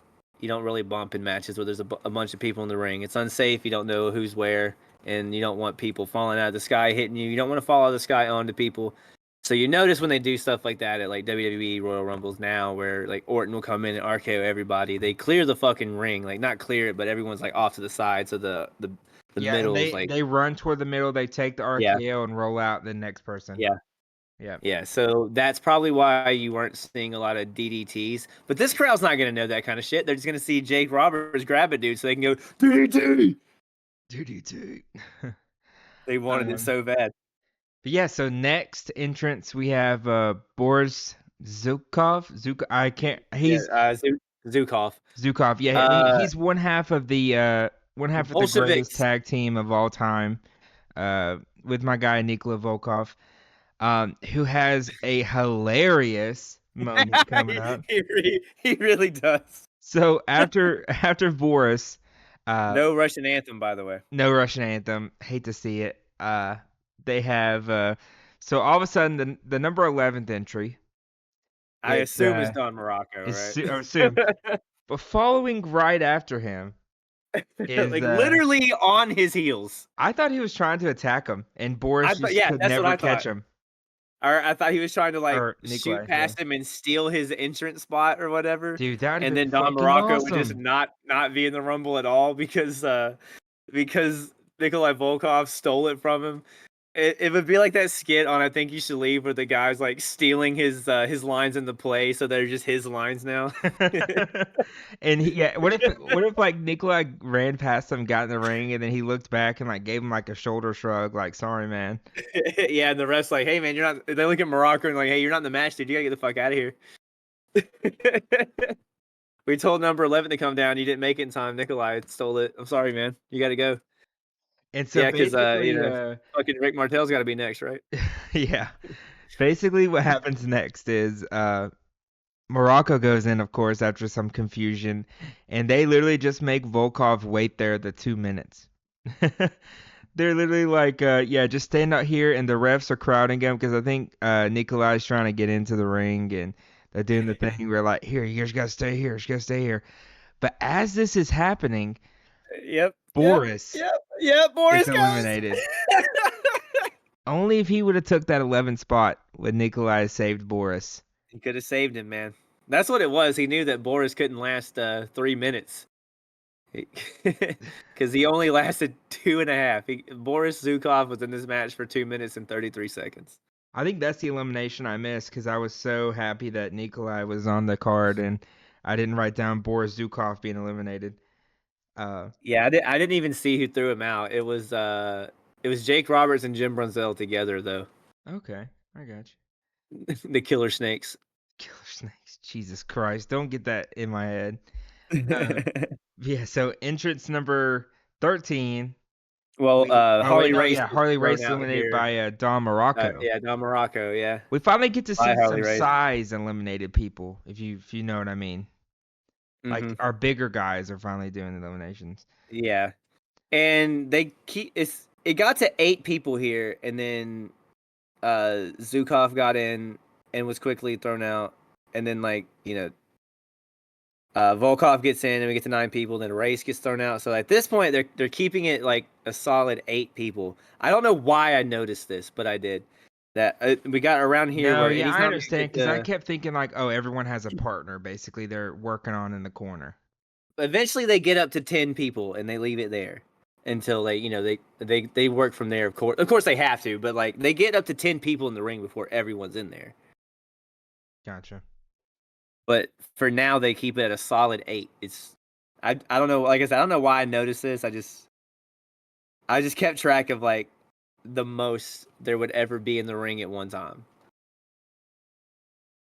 So I was consistently counting the people in the ring, and it was always 8, and then another person would come in, and then someone would get thrown out to balance that out. I mean, also, I think it's safer. Just like you're mentioning, it's like the safety thing. Yeah. It absolutely is. I just thought it was cool how they paced it, where there's like a heel's coming, so this heel probably or a babyface is coming next, so let's throw this babyface out. Oh no, we're outnumbered as babyfaces. All right, cool. Babyface is here to save us. Cool, yay. All right, here comes the heel at number 9. Throw a heel out. Also, I forgot Stuff to like that. mention this at the beginning, but in my notes I wrote when they were introducing the first two entrants, Tito got a bigger pop in Canada than Bret Hart did, and that made me even Oh, more mad. oh well, that's gonna change over the years. Yeah, Well, you know thank God. they didn't cheer me louder than Tito in Canada at the time, and didn't sit well with me, you know. The entrant number 13, we have Jim Duggan. He comes There he in. is. Yeah, he's finally made it. He got a pretty fucking big reaction, I will say. It was great, yeah. Really fun note is that Ventura makes here. He says he certainly doesn't know much about wrestling, but he can fight. What, what the fuck does What that does that mean? mean? Yeah. Bret Hart's still here, by the way. Really crazy. Yeah, he's got to be in the match at least 30 minutes, right? He's in 25:42. 25:42. That's not bad. That's He crazy. is the Interesting. longest in the match. He is the longest, Yeah, which is by far, crazy yeah. that the first Rumble had the longest performance as the opening guy. That's really crazy. And I'm Hmm. sure this record won't last long in terms of how, how long a person can be in the Rumble, because it's past an hour now. Yeah, I wonder if a number one will ever win. Yeah, I wonder. I I wonder if a wonder if number they don't one. pull that shit 7, 8, 9 fucking I times doubt as it. they go. No, no way they do that. The They do odds that. are against him, bro. The odds are against him. It's gonna be 30 every year. Yeah, it has to be. Has to be. But yeah, so entrant number 14. I don't think no one gets Okay. eliminated. Okay. I Go ahead. Go ahead. Just say what you're gonna say. Outlaw Ron Bass at 14. Your guy's back. Okay. Yeah. So last show I said that Ron Bass Looks could like not every look Ron more like Bass. Ron Bass. Yep. He could not look more like his name was Ron Bass than if he fucking tried. Well, Ron Bass shows up looking even more Ron Bassier than last time. I He agree. He decided that changed his whole outfit. he was gonna prove me wrong, because I said this dude, you could have a dude come in with a handlebar mustache shaped like a bass, like an actual fucking fish, and it wouldn't look more like Ron Bass than Ron Bass. And Ron Bass said, "Fuck you, I'm gonna be shaped like a fish." He literally came out just exactly how I described. You could look like and still not look more like Ron Bass than Ron Bass. Like, he literally became that Ron Bass. And is the most Ron Bassiest shit I've ever seen. Is this the final form of Ron Bass? Did he hit his final form? I don't know. I don't know. I thought he was last time, and here the fuck we are with Ron Bassier. Holy shit. Hey, Brunzel's gone. Bye, fucker. Yeah, thank God. I love that it was again right before his fucking partner comes out. Yeah, it's twice now. Who eliminated him? Brunzel was taken out by Nikolai Volkov, so there you go. Still no Russian anthem though. Yeah. Volkov eliminated Jumpin' Jim Brunzel. Yep, and then exactly right after it, we have newly The sad other partner fucking B. Brian yeah, Blair. Our, he can shake his hand and high five on the way down. yep. Where's his mask? Where's the Who cares? Where's the famous mask? Uh, Yeah, so what's he gonna do for it here? Like, he gets thrown out and he jumps back on with the mask and like, oh yeah, the other B's gone too. Get the fuck out of here. yeah, And because the mask clearly wouldn't I work can't here. tell B. Brian Blair and Jumpin' Jim Brunzel from each other. No, especially if they wear a mask. Yeah. Uh, so 10 people. No, wait, no, never mind. Not yet. Keep going. I'm sorry. next entrance, it's Hillbilly Jim. We get another Hillbilly Jim sighting.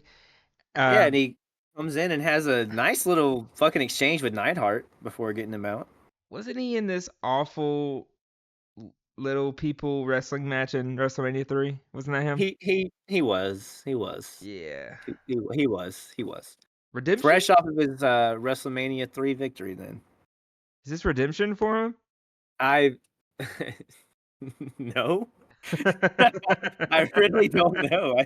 I Yeah, really probably don't not. know. Probably not. You're probably right. Uh, I'm just excited to see him actually facing like people his size. That is a better way to put it, maybe. I don't know. I guess. Sure. But Hillbilly Jim is quickly eliminated by Jim Neidhart. Didn't last No, very Jim Neidhart. long. No, Neidhart eliminates him.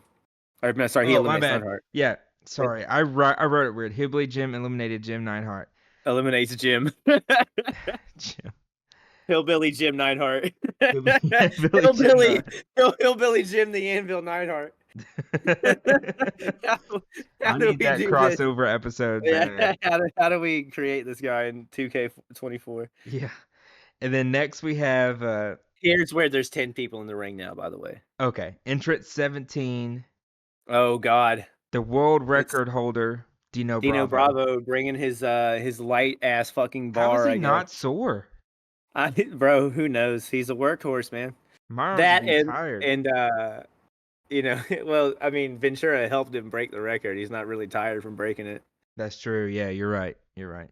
It's a I think Vince says something here like it's a tag team hold. And that Tag team record it, hold. and it is at this point that Ron Bass fucking ejects Sam Houston from this match. Sam Houston went flying out of the ring. Yeah, he had him like on his shoulders type shit, right? And he just drops him? Yeah, he just fucking ejects this asshole out of the Rumble. Jesus. And then yeah, cuz I read my notes so stupid. I wrote Hillbilly Jim eliminated Jim Neidhart, and then I wrote Sam Houston eliminated by Ron Bass. I literally flipped them every time like an idiot. I don't know what I was writing. What was I doing? Dude, next entrance though, Yeah, we get the Ultimate Warrior. That's fucking the Ultimate awesome. Warrior, dude. We almost Yeah, missed him. I can't believe. Yeah, we really did. I can't believe he wasn't in this longer because this looks like they don't really have any plans for Ultimate Warrior yet. Mm-mm. Like this looks like they don't really care. They're like, hey, here's the fucking Ultimate Warrior. Look Does at he this win energy, titles? brother. he's he's gonna do some shit. Yeah, I know he's like if you were to tell me name 10 wrestlers from the 80s and 90s, Ultimate You Warrior would won't. be on the list. If you're asking me, does he win titles? You're not gonna fucking believe who he beats for them. Okay. He's fucking Yeah. awesome, by the way. um. Yes, the character of the Ultimate Warrior is awesome. Yeah. Oh, the person isn't? Oh yeah, man, that's some controversial shit there. Oh, no. I mean, yeah, the wrestler is cool. That's what I Yeah, meant. yeah. The character on the screen of the Ultimate Warrior is really cool. Yeah, yeah, yeah, I agree. He's Yeah, yeah, really yeah. bare bones right here too. He's like just wearing yellow. What's the Ultimate Warrior's real name? Jim Hellwig, Jim but Hellwig. eventually he literally just changes his real name to Warrior. Warrior. Yeah. Okay. Uh, yeah, steroids really Hey, fucked him up. I'm just gonna say it. but Bret Hart is gone now. Yeah, by Don Morocco. Right now, Yeah. most eliminations, right? Um, I think I he's would the only I one, would I say think. so. I would say so. Yeah.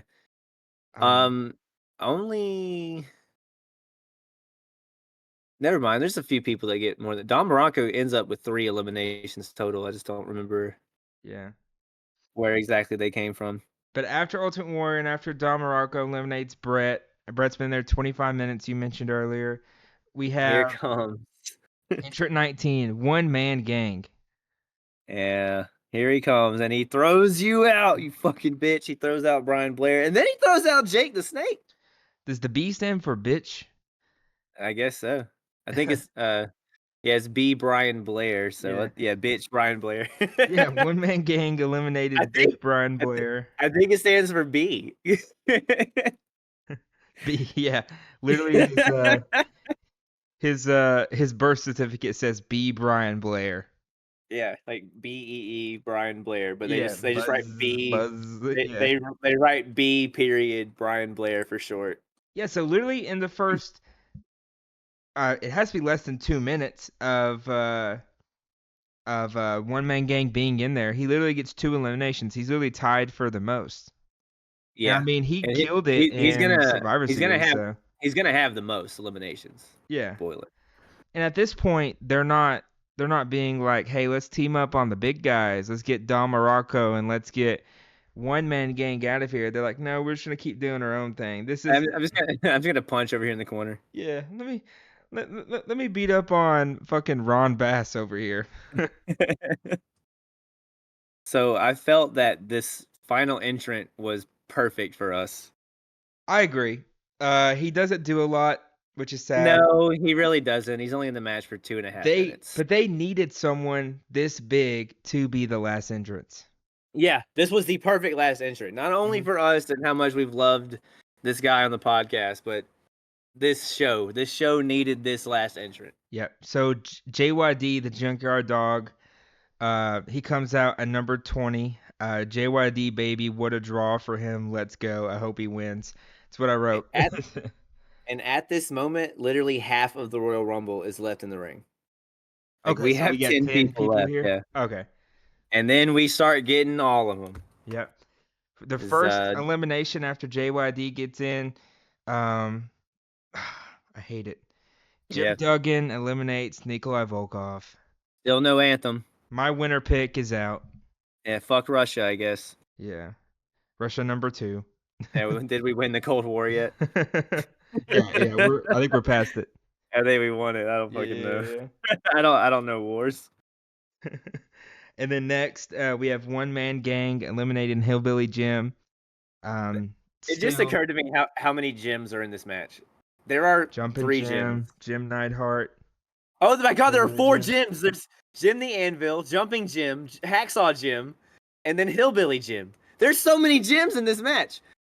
Dude, a fifth of this match are gyms. Dude, my last name's Jimerson. I could have been Landon Jim in here. The hidden gyms. The hidden gyms. That would have been a great tag team. What a faction they would have made. All 5 of them are the hidden gyms. Dude, that would have been awesome.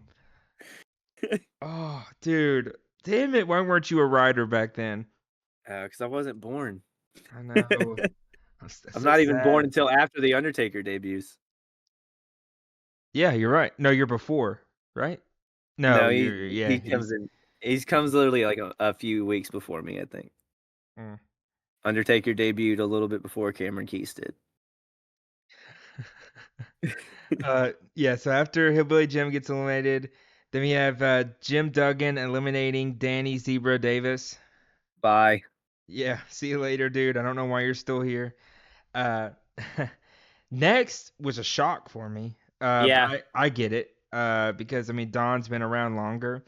The Rock, I'm gonna call him The Rock for now until we get the actual Rock here. Don The Rock Morocco eliminates Ultimate Warrior. It was Dino Bravo got Warrior. Oh, was I wrong? Yeah, Dino and Bravo and One Man Gang kind of gang up on Warrior and throw him out. Okay. Yeah. Gotcha. Hey, it's all good. That's why we got 2 people. Yeah, thank God. Okay, who eliminates? Well, it's probably because you were shaken up by this elimination. Yeah, who eliminates JYD? Oh, buddy, it's Ron Bass. Okay, because I literally wrote in my notes, what? They let Why Ron this Bass? giant fish motherfucker eliminate JYD? I thought JYD was like, he's a great 2-man. You know what I mean? Like, oh, he beat JYD. That's awesome. Let's let JYD be eliminated by Outlaw Ron Bass. Outlaw Ron Bass, bro. Yeah, the fucking talking fish from SpongeBob got him. But it's okay because Don Morocco is going to clean up for you and get Ron Bass. Yeah, Don then eliminates Ron Bass. This gets us to our final 4? Yes. One Man Gang, Don, Jim Duggan, final 3. No, you still have is it Bravo? Yeah. Oh, yeah, Bravo. Yeah.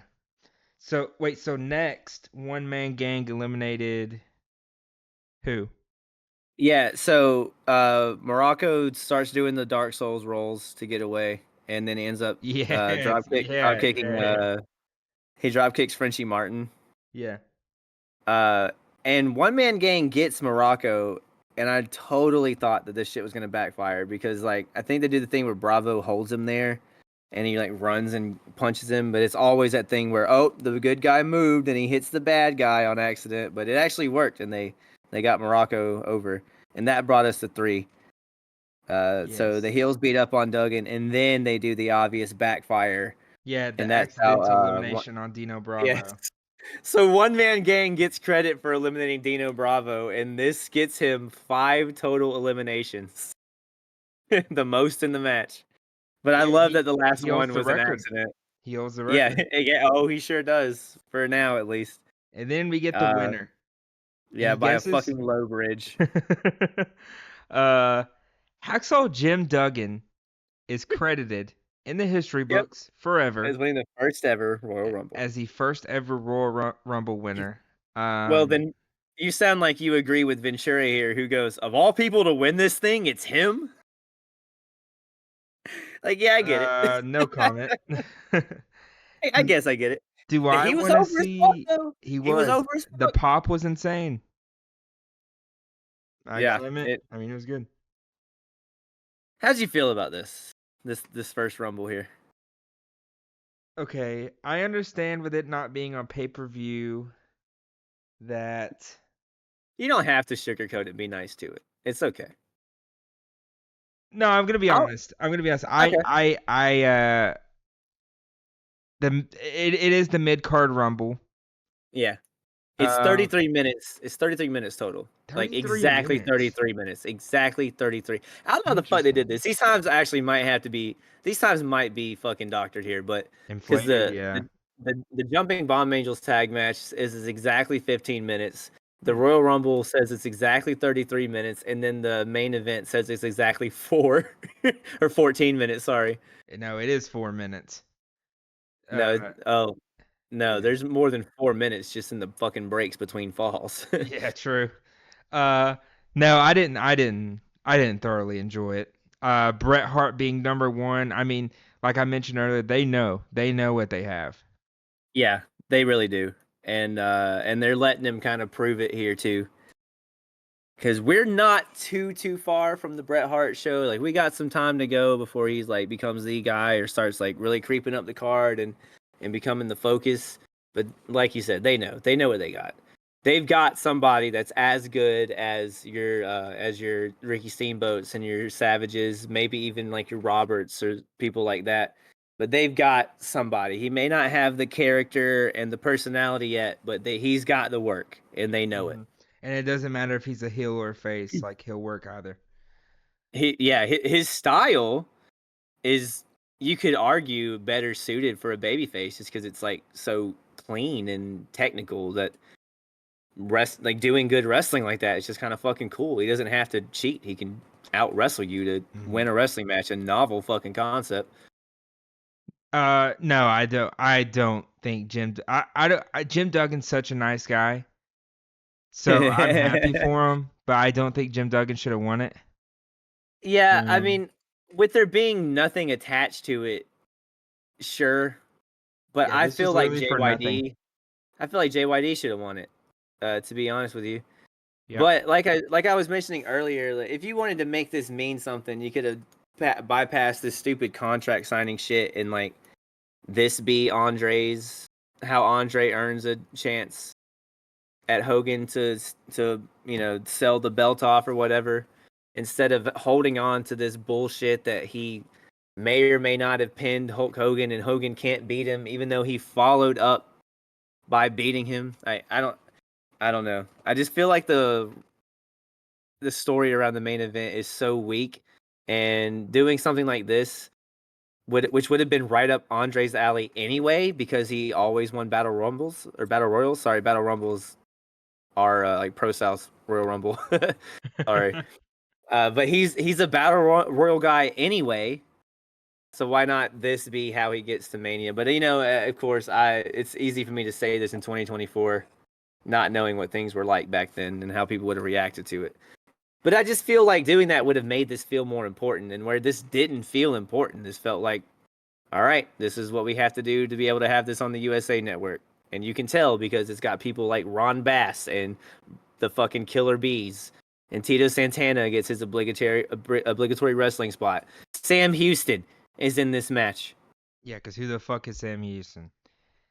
Uh, Hillbilly Jim, so he doesn't have to, tag with little people or watch Hulk Hogan work out at home or whatever the fuck he had been doing. Like, there is that's some who. people who I could see in like the big one that they do next. Yeah, sure, but I none could of see these Jim people. Duggan being the big one, but like eliminated in the top 10. I'd at least like to see Jim Duggan get like a. Okay, how about this? How about this? Since we're going to main event next, and like we've already decided we're doing the Hogan Andre shit, why don't Randy Savage win this and get the title shot at Honky Tonk Man for that main event show? Yeah, true. Yeah, instead of just him having the obligation to fight him because didn't he lose to him or something at one of the main events? Something like that. Yeah. But yeah, I mean, overall, it's whatever. I mean, Jim Duggan I literally wins nothing besides happiness from Yeah, fans. and he wins the first Royal Rumble, and he doesn't even really understand at this point. No one does, because no one really acted like they gave too much of a fuck about this. Mm-mm. Uh, I thought for the most part it was kind of lame. Like I said, they didn't really do anything to make it much of a spectacle. They weren't trying to. This was more TV time for the Hogan Andre shit. So it was just a bunch of punching and bad guys beat down good guys until the good guys have the same amount of people to help, and people go over the ropes in weird ways, whatever. We have to Um, remember the first turn, okay? Let's try to remember the first like time a heel turns on a heel or a good guy turns on a good guy. oh yeah, we definitely have to. We definitely have to keep those in mind. But now that the show's namesake is over, how about we watch that contract signing again? How about we bring back Hulk Hogan for a promo? Yeah, Um how about another one? I thought it was a pretty good promo. Yeah, because he's not scared and acting concussed anymore because Andre's gone, so now he's not afraid to talk shit. I guess like this kind of made Hogan look like a pussy, but I mean the promo was fine. It's just so weird that now he's in Hulk Hogan mode where 10 minutes ago when Andre was in his face, he was like clammed up and afraid and not saying shit. Yeah. Like this is our hero and now he's acting like this. I don't understand it. I just don't get what the thought process here. But either way, Hogan's going to pose his ass off. um yeah, so yeah, after we get the little thing and Hulk's just doing I won't go into too much detail unless you have something you heard from it that you liked, but it was just another Hulk promo about how he's against all odds basically, and No, he's not. yeah. He's wrestling a guy he beat.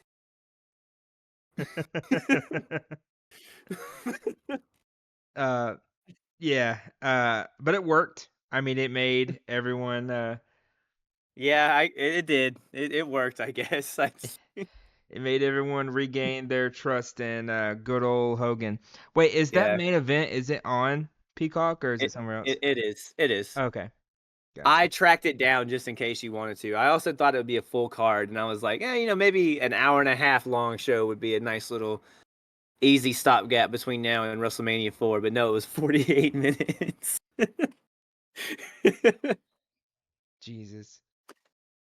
It was hard to find. You have to literally go to the Saturday Night Main Event and find it Okay. because even though it happened on a Friday and it's called the Main Event, it's still in the 1988 season of Saturday Night's Main Event. But I found it. Okay, I got you. Yeah, we'll definitely watch it together. But yeah, main event time. Shocker. The Royal Rumble was not the main event at the Royal Rumble. No, man. Instead, it's the hot tag match. Another 2 out of 3 falls with the Listen, Islanders, and this is the worst match of the night. man, that I'm gonna say standout it. tag team from the fucking Survivor Series. Jim Powers and the fucking other dude, Paul Paul Roma. Roma. Yeah, the fucking Young Stallions. Man, bro. Not only is this the worst match of the night, this might be my least favorite match I've watched. Period. Which is so sad to say because the Islanders are fucking awesome.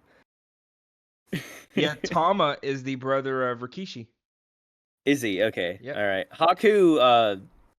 Haku tags with Rikishi later on in life in like 2001. It's very Yeah, short-lived. okay, that's what I was gonna bring up.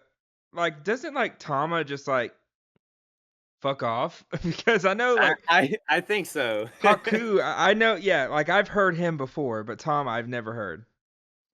It's not. Was it? God damn it! My mouse is being stupid. Hold on.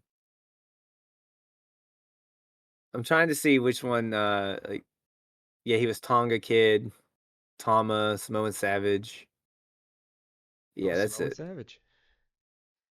Uh, But yeah, I mean, we don't have to spend long on this match, but we do have some funny parts in it. There's not really much to it. I mean, Yeah. there are definitely some funny Basically, parts to it. so basically how the first team gets the first fall. Oh, well, okay. Before you talk about the match itself, Okay. did you catch that the Islanders have just come back from a suspension? Yes, they took Matilda, the British Bulldog's bulldog, and Remember when I said wait until the Attitude Era for people to start like kidnapping dogs and shit? I yeah, didn't know it was. I didn't know I didn't have to wait that long. I didn't have to wait like a handful of shows. It's already here. The yeah. fucking Islanders stole Matilda. What they say, it was like they did it, and they were suspended until they gave the dog back, and there was a phone call on where to meet for the dog or whatever. Yeah, and even before the match, Tom was looking into the camera and he's talking shit towards Matilda, which is already a more interesting feud than this match. Yeah, why aren't the fucking British Bulldogs there? Yeah, why that? I just don't understand why this couldn't have at least have been Strikeforce and let Roma or Jim Powers be in the Royal Rumble, or just not fucking use them at all. Because both tag champs weren't in the Rumble. Only Santana was.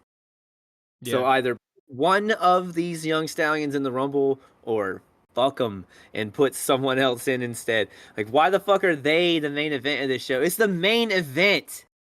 I Uh-huh. know that it's like I know all the important shit's gone, and we need this match to do more Hogan Andre shit.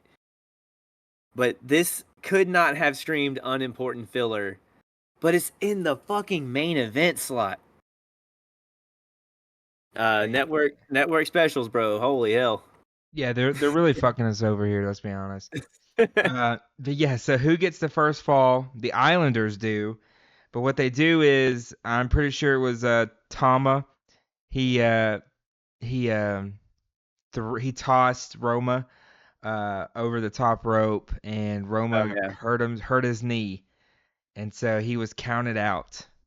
A count out. At least it took this long to get to a count out finish, though. I will say that. Yeah, the main event, the one thing we've been waiting for. I have some things on the first fall to bring up.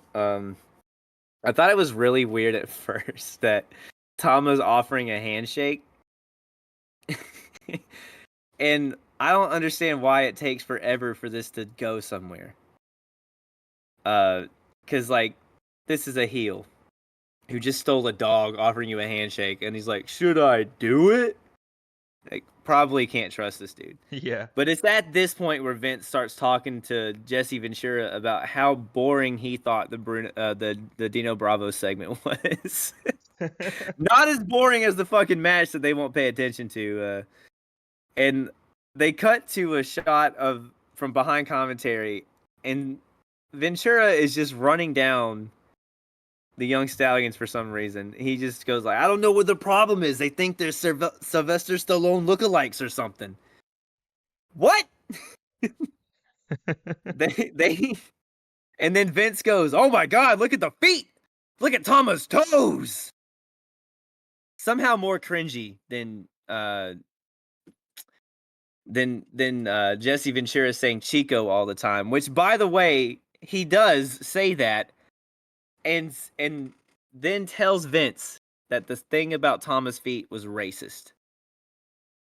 He did. He said, "I think that sounds like a little racist, Vince," or something like that. You're right.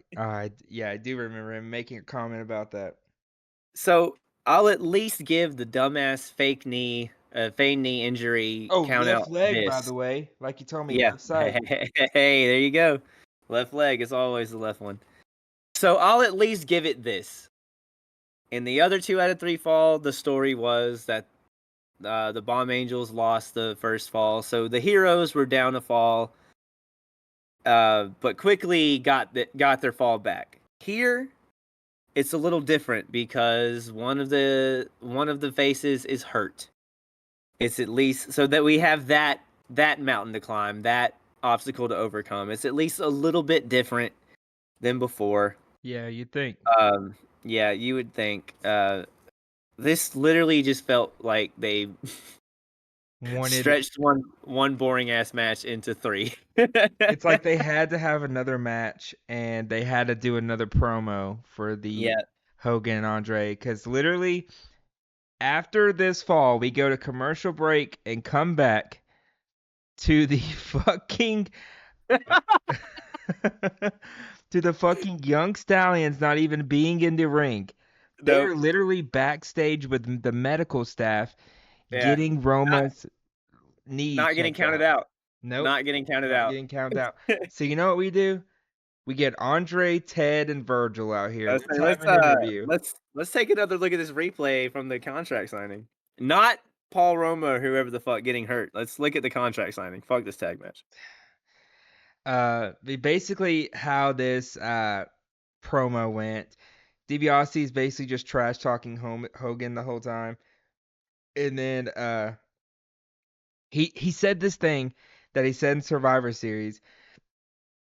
He's like, everybody has a price, and he'll always find what it is, type of thing. It's some quote like that.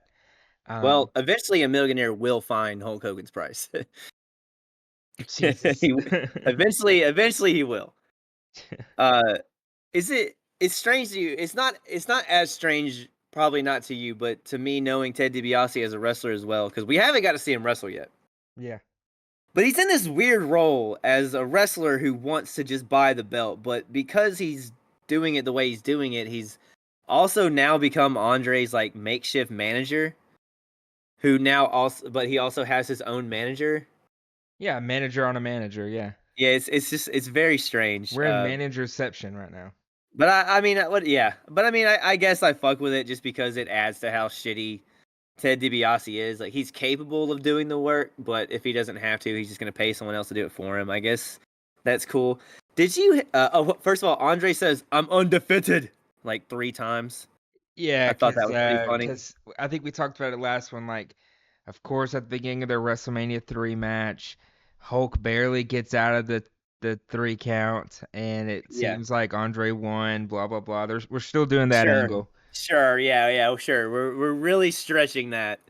Like, really reaching to get this. How about just the match was fucking great, and Andre, the match was like a massive success, and it was the biggest event in wrestling history, and Andre's upset that he didn't win it, and his undefeated streak of years is over with. How about that? How, other than us, like, reaching for this shit that maybe could have been, maybe perceived as a 3 count if I woke you up early enough in the morning and showed you this on a very small iPhone. Mm-hmm. Like, I don't fucking understand how It we're was getting this. so hard to understand Andre though. Yeah, but that's kind of the point, I guess. It's not as hard to understand as Richie Martin. Yeah. So you got that. Did you notice he knocks the living shit out of the announcer here, like out of the interviewer? Who is the interviewer? I had his name here. It's like, was it Craig DeGeorge? Craig the George. Okay, yeah. At some point, he tries to like end the interview and take the microphone back, and Andre just like flails his hands out and shouts at him, and he nails the dude. Like, I don't remember where. I just see the pain in this dude's eyes the rest of this interview. He's like, God damn it, that fucking hurt. Okay, finish the interview, please. Fuck. Like, he has so much pain in his eyes. And then we cut to a far shot where the Islanders are just standing in the ring awkwardly because they fucked their opponent up too much. Yep. But yeah, we go back to another commercial break. And next, Yeah, when we because finally come back, we have the Islanders back with Roma. Knee is taped up, and you alluded thank at God. the start of this match right here. You alluded to it earlier. Do you remember what you said? Let me go for it. What'd I say? You said how the person who gets pinned, Oh, the yeah, last yeah, two yeah, people yeah. in have to be in the ring. So Roma, of course, was Yeah. the one Yeah, who yeah. was counted out, so he has And to he has be to in cover the the fucked up startup. knee. Yep, and so Which, they're arguing with the ref. yeah, I don't understand why he couldn't have just been like, all right, yeah, cool, ring the bell, and then just, hey, tag out. Here you go, But bro. Yeah. yeah, but instead they had to argue with it so the heels can run over there and fucking grab him. Although it's all for nothing because he immediately just gets a fucking tag. Anyway, awesome. Thanks for all that wasted fucking time. Cool. Imagine getting your ass kicked and the person that you have to rely on for help has already fucked up their knee. Do you wanna do you know what Ventura was talking about during most of this second half? They're just talking about Hogan and Andre. Yeah. He was saying that he's coined it Giant Mania, and Oh Giant yeah. Mania is gonna take What's over Giant Hulkamania. Mania? Oh, I wonder where he came up with that, Vince. Like the term WrestleMania itself is so creative, you know? Mm-hmm. Like it's not literally just Beatlemania, replace the word with wrestle. uh, but yeah, there were some spots in here that were good. Like when Roma finally regained his strength and was able to wrestle for a couple minutes. After he got Yeah, I tagged mean, again, because I mean there was the part where like Powers was reluctant to tag because he was like, oh, I don't know, he's injured, and I mean Vince was also saying like, I don't know if that's a good idea, like, and then Jesse's like, well, you gotta tag the more ready man, the more rested man, blah blah blah. yeah, the guy that's hobbling on one knee. Yes, Um, I just wrote 80s tags just fucking suck. but yeah, I mean let's just end this match. Yeah. Haku Oh, gets him in. Tama, by the way, Yeah, Tama apparently means something unsavory. I don't know what the fuck he meant by that. I just noted that Vince said Tama means something unsavory. And I just, that's weird. but Vince McMahon said it, so I don't want to go look it up. So I'm just going to leave that where it is. But yeah, so how the match ends, Tama does kind of like a splash onto Roma, and then makes Haku Haku makes Roma submit, and Yeah, not tap out, though. Just submit, because tapping out doesn't exist yet. yeah. Ricky Steamboat proved that to me a little while ago. Yeah, yeah, yeah. And yeah, Islanders win 2-0. It was not even a Thank contest. fuck, dude. I was not looking forward to them getting that pin and having to do the third match. I was not looking forward to that shit. Thank fuck. He had to have seriously been injured, right? They're not going back there for. There's no fucking way he was actually injured. That injury was 100% so they could have another excuse to talk about Hogan and Andre and not do another match and not bring another set of people for this. Damn, okay. I This was got you. 100% what they did, man. I I can't stress to you how little effort it felt like they put in to make this at all important. this this was dude had no faith in the Royal Rumble. But he had all the faith in the world of Hogan and Andre. Mhm. Not enough to make it the main event for WrestleMania though. But just we'll get one more match out of it. But you could argue that Hogan Andre is so big it doesn't need WrestleMania. But at this point, does WrestleMania actually sell itself? Because it's not. They're not acting like WrestleMania is this gigantic thing yet. They give it a big show feel when we get there, but that's it. There's no like massive build, and all these stories have had all this time to tell themselves, and they're having their big payoff at WrestleMania. No, it's like we get to Mania, and they're like, holy fuck, it's a big night of wrestling. Like why? I don't know. Hulk Hogan's here. Yeah, and and Andre, we had a face off from them too. Thank God. But yeah, do you want me to go first on what I thought about this? Yeah, I don't have that many like real notes about it in some kind of like little synopsis wrap up here. I kind Me of either. And also ours is probably going to be the same. I it is. mean I think it is. I the think it is. But the you go jumping ahead, bud. bomb angels versus glamour girls. I mean that by Yeah, far easily the yeah. best match of the night. And that's crazy to say that was better than the Rumble, and I will say that every time. It is better than the Rumble. The first Royal Rumble was not the best match on its own main event card. The No, worst it wasn't. match was the match we just talked about, the Islanders and the Young Stallions. That shit was so boring. Uh, that and the first match. The only reason why I gave the first match better is because Ricky Steamboat was in there, and I feel bad for him. Uh, Yeah. Also, Ricky Steamboat and Rick Rude kind of like it's two top tier like legendary yeah. performers Hmm. there, and it's a show that's not that important, and I don't know. I don't know what they were trying in the middle there, but I was just not a fan of it. But everything that was like all the classic Steamboat shit, all the classic Rue shit, great, perfect. But yeah, so that's my kind of synopsis. The best person on the show, easily Bret Hart. I feel like, Okay. just lasting as long as he did in the Rumble, and just like we keep alluding to, they know what they have. Like they know he could make a run for any title, and he would fucking crush it. Next, I would say the Bomb Angels and the Glamour Girls.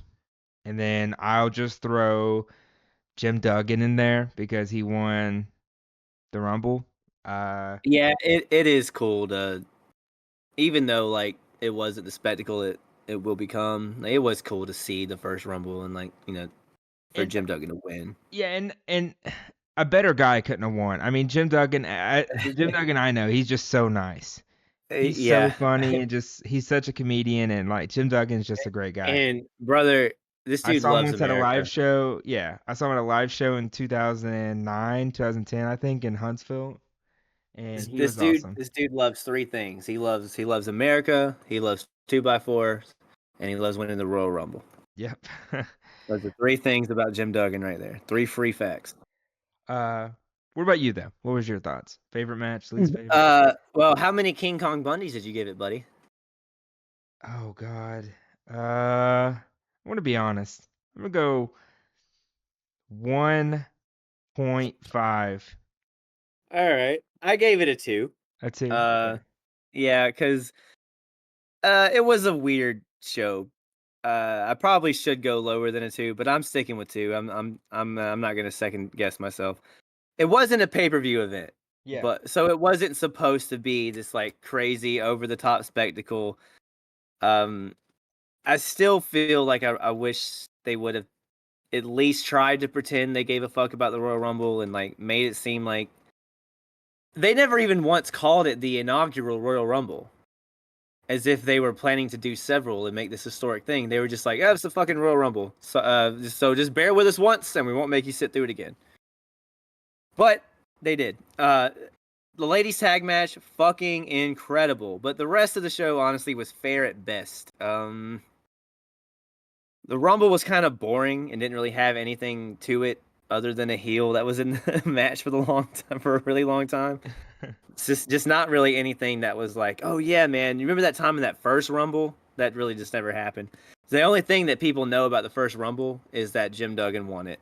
And the Hogan stuff was fine, but I just thought actually no, I'm taking that sentence back. The Hogan stuff was not fine because they've literally regressed on everything that they tried to make the Hulkamania character be to this point. Like this courageous, never say die, white meat babyface. This is the archetype for the John Cena babyface. But he's scared of Andre. Like he's acting like he's afraid that he's gonna lose the belt to a guy that he's already fucking beat. And he was like, every other promo, Hogan is chomping at the bit. The energy's flowing through him. Why the fuck is he afraid in this contract signing? It's so strange. And then for him to just stand up and talk shit afterwards when Andre's gone and can't beat his ass for it. It just seems so strange and not like the hero babyface that I've seen for the last 3 WrestleManias. This dude ran back to the ring to fuck Andre up after Survivor Series, dude. So what was he doing? Why was he afraid in this show? What the fuck is going on? So That is interesting.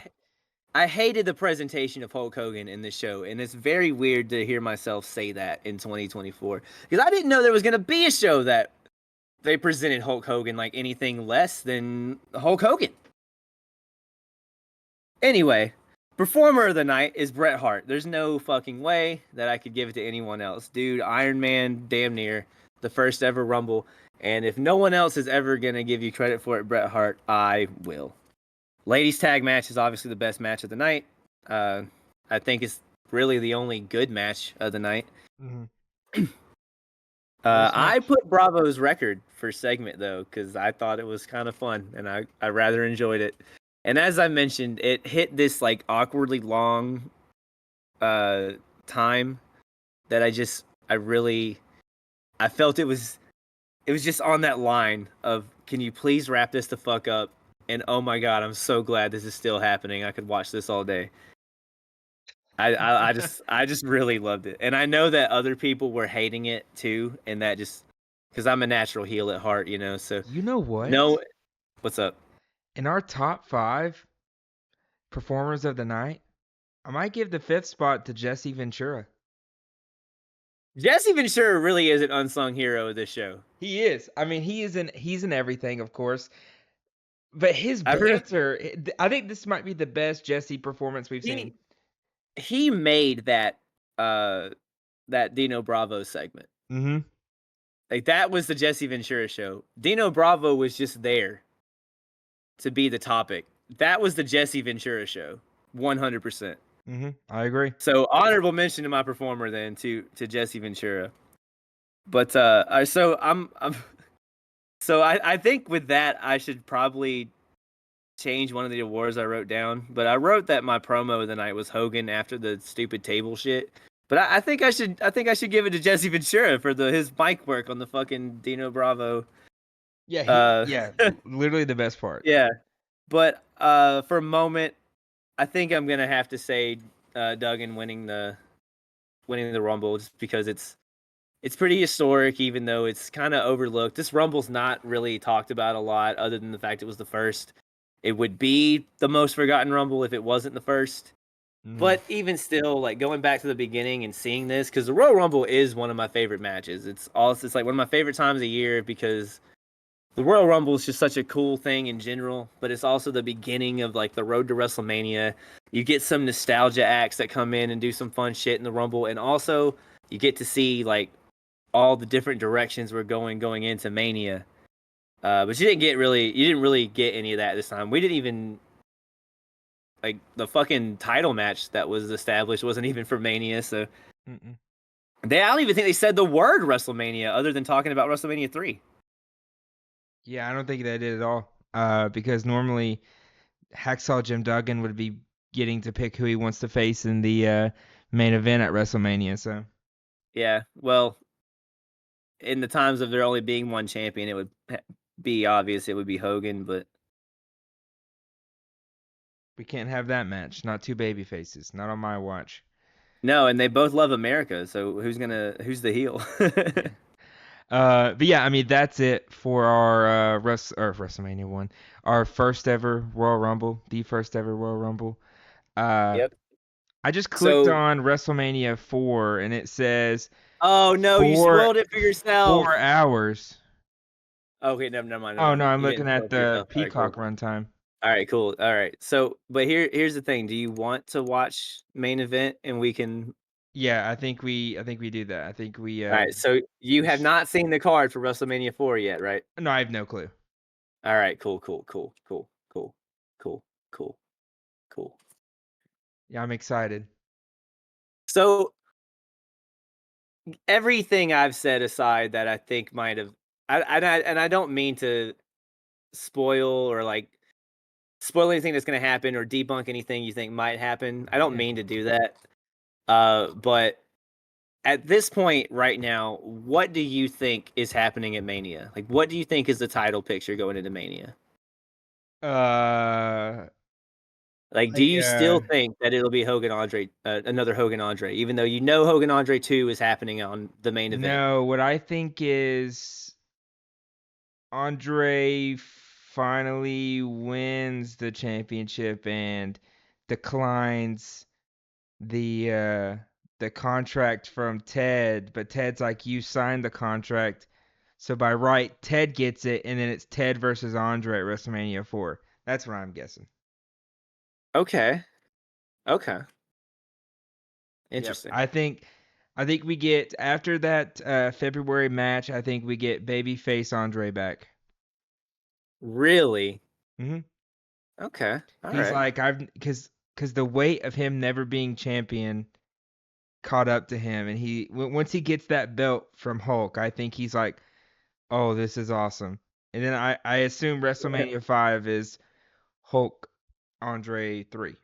That's my predictions. I have no clue what happens, but those are my predictions. Okay. Okay.